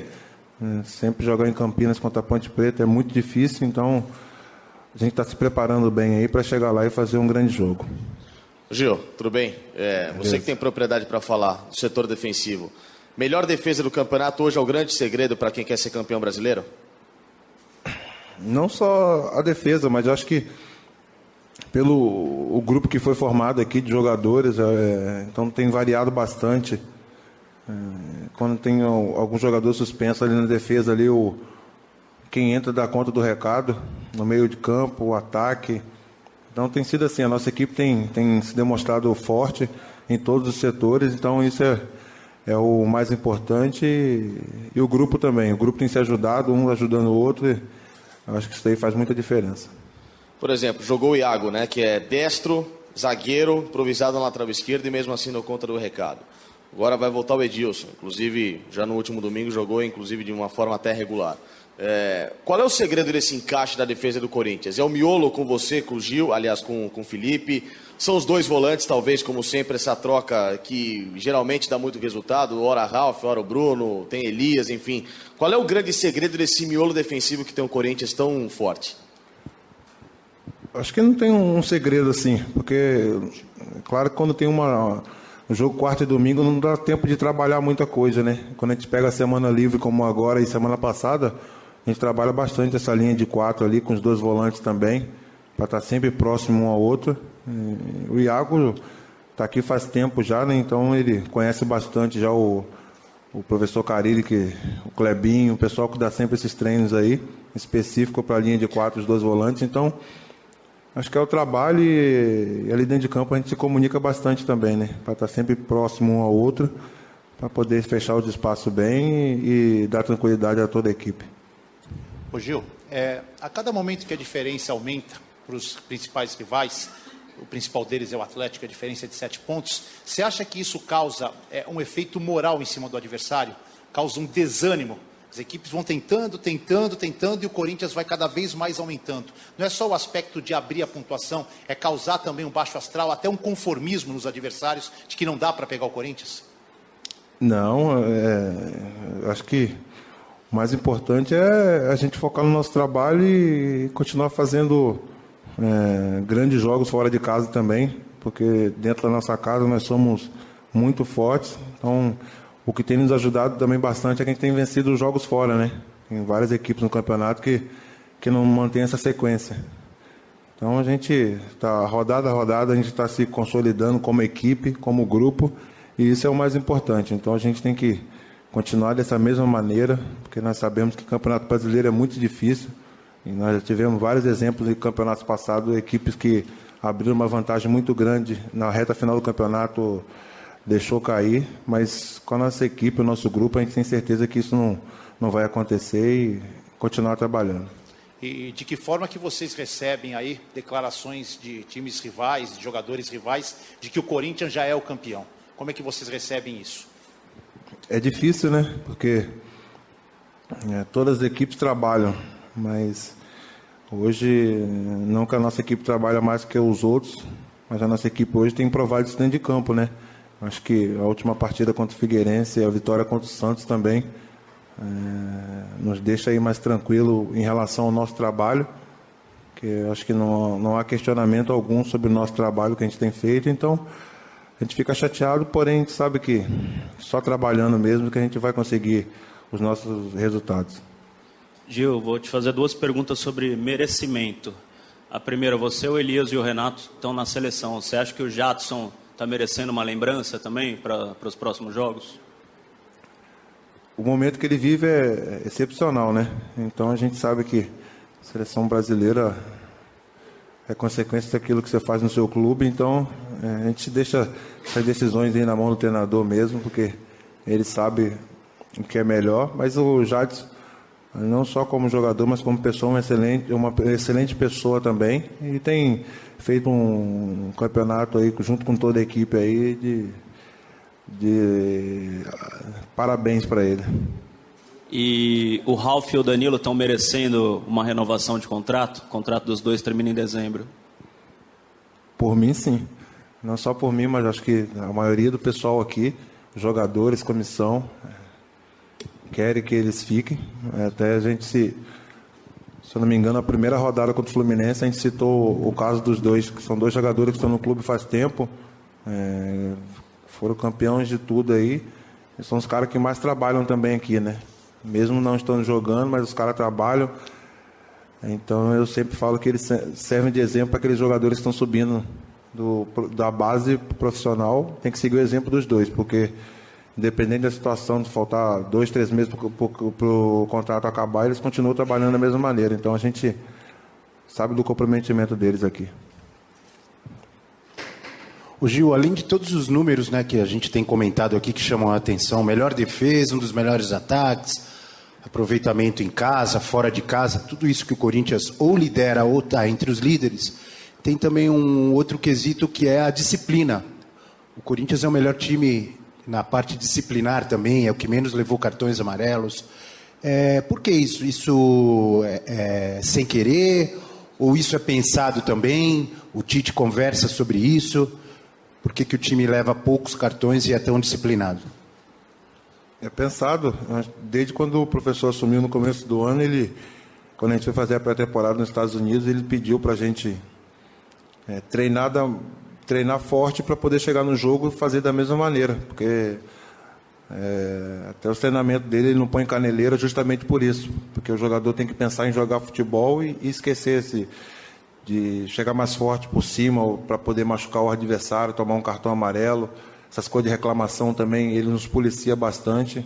Então, desde o começo do ano a gente vem com isso daí na cabeça e tem dado certo. Eu acho que todo mundo compreendeu bastante o que ele quis passar e a gente tem se policiado nisso daí. Imagino que você ou vocês já devem ter estudado e sabem mais ou menos os jogos que faltam, né, nessas 10 rodadas. Desses jogos que faltam, tem algum que você acha que vai ser o mais difícil, o mais complicado? E quando você acha que vai ser definido o campeão brasileiro? Em que rodada?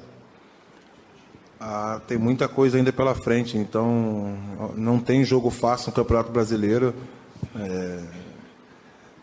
Prova disso aí que a equipe do Vasco até um tempo atrás aí estava na zona de rebaixamento, em último colocado, e agora tem... nas últimas 6 partidas, se não me engano, não perdeu nenhuma. Então a gente sabe que não tem jogo fácil no Campeonato Brasileiro. Então, rodada a rodada, a nossa equipe tem feito o melhor, buscando a vitória, né? É claro. Então a gente está bem tranquilo quanto isso daí, porque a gente sabe que falta muita coisa ainda pela frente e nós temos ainda muito a trabalhar. Gil, tudo bem? Beleza. Quando a gente pergunta para um atacante se ele gosta ou não de jogar com outro atacante do lado dele, como que é o melhor jeito de jogar, normalmente eles respondem que quanto mais atacantes, melhor, mais companhia e tal. Estou perguntando isso por causa do Iago, que tem jogado na lateral esquerda. Para zagueiro, também, para o cara que joga ali no miolo de zaga, também ajuda, de repente, ter um zagueiro na lateral, um lado que fica menos exposto, um lado que fica mais protegido? Não, eu acho que ali o Iago, na posição que ele entrou ali... Eu vi isso do Dr. Joaquim Grava, né? Acho que lateral esquerdo e goleiro são as posições que não se improvisam. E o Iago tem dado conta do recado, entrou ali, ele como um zagueiro, entrou ali na lateral esquerda por questões de lesões dos nossos companheiros e tem feito grandes jogos. Mas a gente sabe que ele não é da posição, então a gente tenta passar o máximo para ele no dia a dia ali, para poder estar está fazendo o seu melhor durante os treinamentos e tem nos ajudado, tem dado certo. Gil, se eu não me engano, o único título nacional que você tem na carreira é a Série C, né, para o Atlético Goianiense. Queria que você falasse sobre a possibilidade de ganhar um título de Série A mesmo, um Campeonato Brasileiro, se pode ser o título mais importante da sua carreira até aqui. Todos os títulos são importantes, né? Claro que ser campeão brasileiro é muito gratificante, até pela temporada que a gente tem feito. Mas a gente, como eu disse aqui, eu acho que o mais importante é a gente continuar com os pés no chão e não achar que tem nada a ganho ainda, porque tem muita coisa pela frente. Se eu não me engano, no começo do campeonato, o professor Tite até colocou sobre isso, que o campeonato ia se definir lá faltando 8 rodadas, né? Então tem muita coisa ainda pela frente, mas a gente está tranquilo quanto a isso daí. Eu acho que o mais importante é a maneira como a nossa equipe tem trabalhado durante o dia a dia e durante as partidas tem se comportado. Então a gente tem que manter essa pegada aí até o final do campeonato. Ô Gil, e nessas 2 semanas vocês viveram uma rotina completamente diferente daquela que vocês tiveram durante o ano em relação aos treinamentos, né? Tiveram uma semana cheia para treinar e não tiveram jogos à noite, né? Como é que tem sido para você essas 2 semanas? Se você acompanhou os jogos da Copa do Brasil, se você pretende acompanhar hoje à noite? Não, estou com o neném em casa de 20 dias, não dá nem tempo de fazer quase nada. Então a gente está meio que perdido. E aproveitar também esse tempo aí, né? Esse período sem jogos aí, para poder ficar mais um tempo com a família também. Eu não tenho nem acompanhado, para ser sincero, os jogos. Gil, a gente vê quando tem essa janela maior para trabalhar, por exemplo, no treino de hoje pela manhã, vocês ficaram, acho que parte na academia, depois vocês vieram para o campo. E ali o Tite, usando o campo reduzido, misturando bastante, colocando os jovens para jogar ao lado dos experientes, titulares e reservas, num trabalho de 2 toques. Qual é a importância de um treino como esse? O que se extrai de um treino como esse? Só para a gente entender e para o telespectador que vê a imagem entender esse treino. O mais importante ali é misturar entre os 11 que começam uma partida, os outros que vão entrar, misturando todo mundo, se trabalha todo mundo, né? Todo mundo tem que ficar preparado para quando aparecer a oportunidade. Então, isso daí é um ganho a mais para o grupo. Aqui ninguém se sente titular e ninguém se sente reserva, todo mundo trabalha da mesma maneira. Então, eu tenho para mim que ele mistura as equipes ali para poder deixar todo mundo preparado, todo mundo trabalhar da mesma maneira, que quando surgir a oportunidade, nós temos visto aí alguns companheiros saíram por lesões, e os que entraram têm entrado bem, porque treinam bastante também para isso. Agora, você sabe quando que o Corinthians virou líder? Que rodada foi? Que jogo foi? Não me lembro. Foi contra o Sport, 10 rodadas atrás, 4-3. Não lembrava. Agora faltam mais 10. Como é que faz para essa rotina, essa monotonia? A gente sabe que essa corrida de 19 atrás de quem está lá na frente, não tem ninguém na frente dele. Como é que faz para isso não soar como uma armadilha para quem está na frente, João? Continuar da mesma maneira que a gente tem feito. Eu acho que com os pés no chão, continuar determinado, continuar focado, concentrado. Aquilo que o professor tem pedido bastante para a gente, se manter concentrado durante os jogos, durante os treinos, e nós estamos no caminho certo. Então, o mais importante é agora focar aí, jogo a jogo, porque a gente sabe que vai começar as decisões agora daqui para frente, então é se manter tranquilo e preparado. Gil, estou reparando aqui que o pessoal tenta driblar você de um lado do outro e você, né, desarma todas, né? Sempre pés no chão, evita qualquer tipo de declaração, mas agora deixa eu tentar tirar alguma coisa de você, cara. Como o Edu tinha colocado no começo, se você hoje fosse um jogador do Atlético Mineiro do Grêmio, você estaria meio desanimado em ver o Corinthians tão bem? Não. Eu, da minha parte, não, porque como a gente prega isso muito aqui no nosso grupo, né? O nosso trabalho tem que estar acima de tudo, independente de quem esteja na frente, quem esteja melhor, ou quem esteja mal também. Acho que o nosso trabalho, aquilo que a gente faz, produz no dia a dia, produz durante o nosso trabalho, tem que estar com a consciência tranquila que a gente está fazendo o nosso melhor. De 0 a 10 hoje, quanto que está próximo esse título? 0. Tem muita coisa pela frente ainda. A gente sabe que tem muita coisa pela frente. Ô Gil, o quanto seria injusto, na sua opinião, o Corinthians não ser campeão? Olha, é difícil de falar em injustiça, porque a gente sabe que, como eu disse aqui, não só nossa equipe trabalha muito, todas as equipes do campeonato querem vencer, né? Claro que a gente abriu uma vantagem muito boa, porém isso não nos dá a segurança que a gente vai ser campeão. A equipe do Atlético também é uma equipe que está bastante tempo junto, então a gente tem que continuar determinado, continuar focado para a gente poder esquecer isso daí e não deixar isso aí também atrapalhar o nosso trabalho. Vou seguir nas perguntas do colega aqui, Gil, tentando te driblar, então. Alguns times que estão lá em 8º, 7º, 6º, estão lutando pelo 4º lugar, uma classificação a Libertadores, para comemorar. O Corinthians hoje, classificando para a Libertadores sem título, não é um motivo para comemorar? Classificando para a Libertadores sem título? Não, acho que o mais importante é a gente comemorar essa vaga aí, continuar buscando essa vaga no G4 aí, ficar ali entre os 4 primeiros ali, e, se Deus quiser, buscar o título também. É o que a gente tem tentado aí e feito rodada a rodada. É humildade demais para um time que está 7 pontos à frente do segundo colocado, hein, Gil? Não, tem que manter os pés no chão, porque a gente sabe que não tem nada a ganho ainda, então tem que continuar com os pés no chão. Esse aí é Gil defensor, camisa 3, muita qualidade do Corinthians, veio do Valenciennes até com certas dúvidas quanto ao futebol dele, mas tem demonstrado muita qualidade com a camisa preto e branca da equipe do Corinthians. Estamos aqui na Bradesco Esportes FM, a rádio do seu esporte. O nosso contato agora é com Marcelo Pires, ex-preparador de goleiro do Vasco e que está abrindo uma escolinha de goleiro com uma estrutura total para a escolinha de goleiro, né? Voltada para o arqueiro lá em Del Castilho, uma coisa que se vê muito na Zona Sul, mas um investimento numa área totalmente diferente. Queria que você falasse com a gente, é um prazer bater esse papo contigo. É um prazer, Juan. Tudo bom, meu irmão? É o seguinte, nós estamos abrindo agora em Del Castilho, na Praça Mané, próximo ali o Norte Shopping, a Catedral da Igreja Universal, juntamente com o Caetano, que foi ex-goleiro do Vasco. E eu já tenho esse trabalho já aproximadamente uns 3 anos para 4 anos, mas em outros locais, tendo que sozinho, né? Agora, em parceria com o Caetano, a nossa intenção é crescer cada vez mais um local de atendimento no Rio de Janeiro.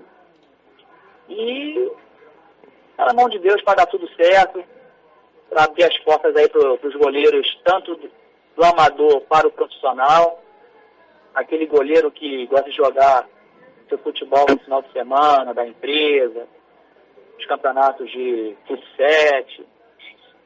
Nós estamos ali para justamente preparar o goleiro. É interessante esse tipo de situação, né? Tem muita gente, assim como eu, né, que foi goleiro na base, que quer continuar se preparando, até para manter um condicionamento físico, agarrar nas peladas, também tem essa observação. Agora, qual a importância de se ter um espaço físico, um espaço que é justamente para isso, num local já determinado? O mais importante, Juan, é você montar uma estrutura, tá entendendo? Dentro dessa estrutura, primeiramente, profissionais qualificados para executar o treinamento adequado e material, entendeu? Nós vamos contar com bastante material, bola, cone, a retaguarda, vai ter um auxiliar nos ajudando, água, gelo, toda a estrutura para nós realizarmos um trabalho muito parecido que dentro de um clube. Tá entendendo? Não é porque um garoto de 8 anos nunca foi goleiro que vai chegar lá que nós vamos deixar de lado. A nossa intenção é começar na iniciação esportiva, a partir dos 8 anos, e até o atleta mais velho. Para você ter uma ideia, eu tenho um atleta de 54 anos, tá entendendo? O Carlos Coutinho, já está comigo há 3 anos. E nessa escola que nós estamos abrindo ali, é num horário muito flexível. É horário de 5 às 6, ou seja, 17 às 18 e de 18 às 19 horas. Sempre nas quartas e quinta-feiras, para justamente atender essas pessoas que trabalham. Tá entendendo, Juan? Entendi. Agora, você tem esse projeto, né, de trabalhar com várias idades, né? Há alguma modificação no treinamento nessas idades e, de repente, algum goleiro que possa aprender muito bem, digamos assim, porque a gente fala que o goleiro tem que ter, de certa forma, a qualidade, mas também se aprende a ser goleiro. Se destacar muito, se tem o plano de um dia indicar alguém, afinal você já revelou bons goleiros, né? É verdade. Nós já temos uma programação, tanto eu quanto o Caetano, nós já preparamos uma programação por idade, por categoria. Vai depender como se diz, da quantidade de alunos. No dia 7 será a nossa inauguração. Muitas pessoas estão ligando, nós estamos deixando para fazer a matrícula no dia. E, posteriormente, nós vamos separar categorias. Porque um iniciante para a educação esportiva é um certo tipo de treinamento. Um goleiro profissional que queira manter a sua forma é um outro tipo de treinamento. Com isso, nós vamos elaborar da melhor maneira possível a quantidade de goleiros que nós vamos ter. Entendi. Agora, você falou e me chamou a atenção sobre a questão do goleiro profissional. Vamos supor que eu tenho um goleiro que jogue não necessariamente no time grande, talvez no time pequeno, e ele quer evoluir até para se mostrar mais para o treinador. Esse segundo treinamento, caso possa acontecer, ele não pode cansar demais um atleta que é profissional ou é possível dosar as duas coisas? Na verdade, se você fizer como eu disse, uma programação, fisiologicamente falando, você tem que saber o histórico do goleiro. Você tem que saber o que ele executou no clube para você se programar e passar o treinamento adequado para ele. Entendi, mas dá para completar as duas coisas? Um treinamento pode completar o outro? Com certeza, com certeza. Na maioria das vezes, eu tenho vários goleiros que fazem treinamento comigo, de clubes. E eles me procuram para complementar o trabalho. Erros que eles praticam nos clubes e me procuram justamente para consertar esses erros.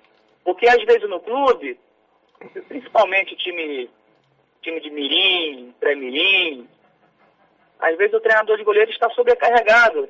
O treinador do clube grande ele tem 10 goleiros para treinar. Como é que o professor ele vai conseguir corrigir?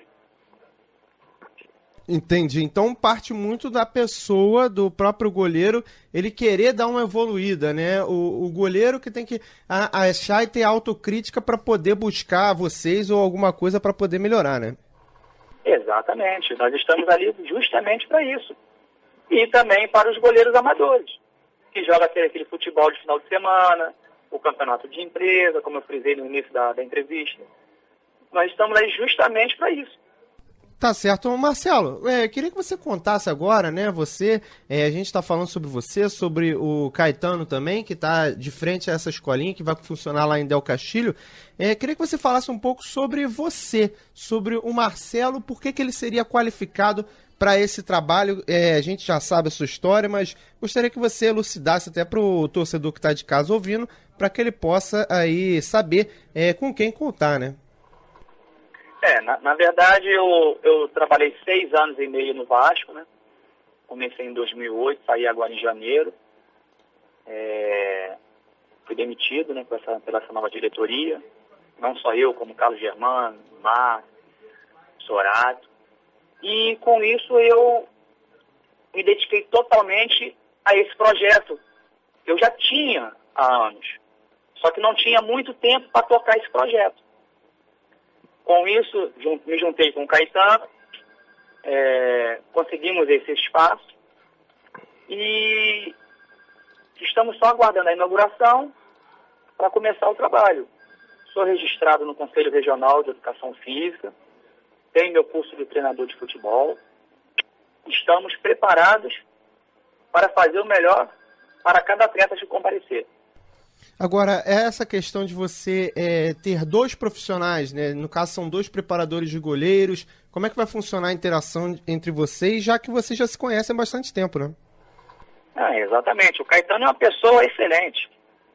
Nós estamos nos dando muito bem e a nossa intenção são os 2 trabalharem. Porque se tiver uma quantidade enorme de alunos, nós 2 teremos que estar trabalhando, atuando, e mais um auxiliar, para não cair a qualidade do treinamento. Entendi. Agora, vamos falar um pouco sobre o que você já fez, quem você já revelou. Você já revelou o Jordi, né? Participou da formação do Jordi.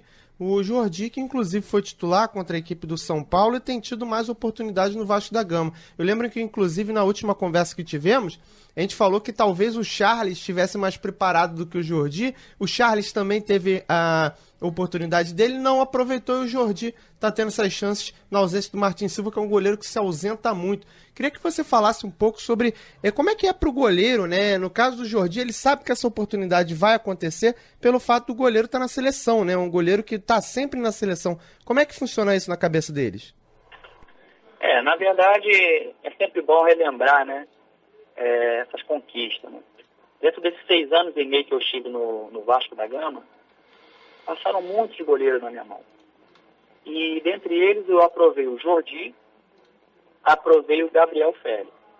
O Charles, ele chegou 1 ano para mim. Conseguimos lapidá-lo. E graças a Deus os 3 já estão na equipe de profissional. Sendo que o Gabriel mais novo. Mas é o capitão da equipe de juniores e treina na equipe de profissional. Nós fizemos um excelente trabalho, tanto eu quanto o Carlos Germano, o Márcio, fizemos um excelente trabalho com esses atletas, pensando exclusivamente no futuro do Vasco. O Jordi já teve várias oportunidades, o Charles também já teve algumas oportunidades, mas nós damos de convir que o clube não está passando uma fase boa. E quando que as coisas não caminham, no meu ponto de vista, sempre história em cima do goleiro. Realmente, o Jordi teve falhas, o Charles teve falhas. Mas a função de goleiro é isso mesmo. Ninguém é imbatível. Eu acredito que o Jordi, o Charles e o Gabriel são goleiros que servem para o futuro do Vasco. Agora, o Marcelo, a gente citou 3 goleiros, né? Mas eu gostaria de citar mais nomes também. Não sei se você, por exemplo, pegou o Fernando Praz na mão ou se já teve a oportunidade de ver no treinamento, até porque você foi do Vasco assim como ele. Mas hoje em dia, o goleiro não está espalmando demais a bola, o Marcelo. Me incomoda às vezes ver o Fernando Praz agarrando justamente por causa disso. Ele solta demais a bola, a gente já viu o Rogério Ceni fazendo manchete, esse tipo de situação. O goleiro hoje, ele espalmando a bola, ele vai dar mais uma oportunidade para o adversário. Tô certo ou errado? O que você acha sobre isso? Não, até certo ponto você está correto. Realmente, muitos goleiros estão espalmando muita bola. Mas isso aí também vem de berço, né? Vem de berço, treinamento, desde ali do infantil, do mirim, acostumando a pegar firme essa bola. Mas é uma situação que nós não podemos tentar mudar, porque são goleiros que já estão com uma certa idade. É difícil você tirar esses vícios. E só com muito treinamento mesmo, que às vezes você consegue mudar um pouco o goleiro. Até porque o goleiro ele varia muito. Joga 3 anos num clube, acabou o contrato, vai para o outro, pega treinadores diferentes. Cada um tem uma metodologia de trabalho. E isso aí esbarra nessa situação. Tá certo, Marcelo. Agora, para finalizar a entrevista, a gente tem Jordi, a gente tem Martin Silva, a gente tem bons goleiros aí na equipe do Vasco da Gama. Qual a importância de um goleiro seguro lá atrás na meta do clube para o Vasco sair dessa situação que está na zona de rebaixamento? Talvez, inclusive, observando algumas partidas, até de outros goleiros, eu até comentava com um amigo meu o seguinte, que às vezes um goleiro, a bola vai nele, ele faz uma defesa, o cara já sabe que ele vai fazer a defesa difícil, tem outro que às vezes vai uma bola, essa bola é gol. Qual a importância de ter um goleiro que faça a diferença dentro de campo? A importância de você ter um bom goleiro é fundamental. Por quê? Quando que teu zagueiro está jogando, teu atacante, quando olha para trás e vê um goleiro bom, um goleiro que chama atenção, faz boas defesas, passa tranquilidade para todos. O Vasco está passando essa situação, mas nós acreditamos que ele vai se superar no Brasileiro. Nós ficamos aqui na torcida para superar essa fase ruim. Tanto que nesse jogo mesmo do São Paulo ontem, o Jordi, no que foi exigido, ele foi bem. O Martins Silva vem fazendo uma boa regularidade. Nesse jogo de ontem também, o Diego Cavalieri do Fluminense fez uma excelente partida. Com isso aí, o torcedor pega confiança. Tá entendendo, Juan? São certas coisas que é a fase, cara, é a fase. Nós ficamos aqui na torcida pela melhora do Vasco, para sair dessa situação. Porque a instituição é maior do que tudo. Nós sabemos que deixamos amigos lá, nós sabemos que o Jordi é um excelente profissional. Além de ser um excelente goleiro, é um excelente profissional, dedicado, chega cedo no clube, escuta a orientação do Fábio Tênis, do Jorginho.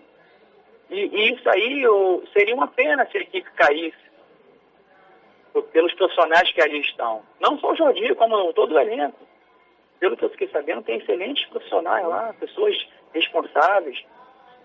E fica a torcida aqui, né? O time se livrar desse rebaixamento. Tá certo. Conversamos com o Marcelo Pires, ele que é preparador de goleiros, está abrindo uma academia, né? Podemos chamar assim, para goleiros. Eu queria agradecer a sua participação, Marcelo. E para finalizar, gostaria que você fizesse justamente o convite para a galera aparecer lá na inauguração, conhecer o projeto, conhecer mais o trabalho de vocês. Primeiramente agradecer o espaço para divulgar, né? E não é só em Del Castilho que nós atendemos. Em Del Castilho será mais um local, no dia 7 de outubro, às 17h30, na Praça Mané, próximo a Dom Helder Câmara e a Catedral da Igreja Universal. Mas também atendemos na Vila Militar, no Clube do Sargento, a dia de quinta-feira. Atendemos na Quinta da Boa Vista, aos sábados pela manhã. E segunda, terça e sexta, em Guaratiba. Um local excelente, que é um centro de treinamento do amigo meu. Nós dividimos esses locais dentro do Rio de Janeiro para tentar atender a todos os moradores. Que às vezes uma pessoa que mora lá em Copacabana para chegar em Guaratiba é muito distante. Mas tem a Quinta da Boa Vista para ele chegar. Com isso, nós buscamos sempre o melhor para o atleta. E nós esperamos lá no dia 7 a presença de todos, inclusive a sua, Juan, que será muito bem-vindo lá, tá, meu irmão? Eu agradeço a oportunidade de coração. Tá certo, Marcelo. Valeu, brigadão pelo papo, hein? Um abração. E esse aí é Marcelo Pires, que irá inaugurar uma escola de goleiros lá em Del Castilho, investindo na região de Del Castilho, também aí em outros locais. Ele irá abrir essa escola juntamente com Caetano, ex-goleiro também, e também um cara influente na categoria de base do Vasco da Gama. Ambos foram preparadores de goleiros e inclusive estiveram na formação do Jordi e também do Gabriel Félix, que hoje é o goleiro da equipe de júnior do Vasco da Gama. É isso aí, galera. Muito obrigado pela sua companhia em 91.1 na Bradesco Esportes do Rio de Janeiro e 94.1 na Bradesco Esportes São Paulo. Você esteve na minha companhia, de Juan Rodrigues, nessas 2 horas, com o Brinquinho na mesa de áudio. Grande Brinquinho. Brinquinho feliz com a volta, né? Estou de volta para o deleite da galera aqui da Rádio do Seu Esporte. Valeu, gente! Amanhã tem muito mais informações para vocês. Fui!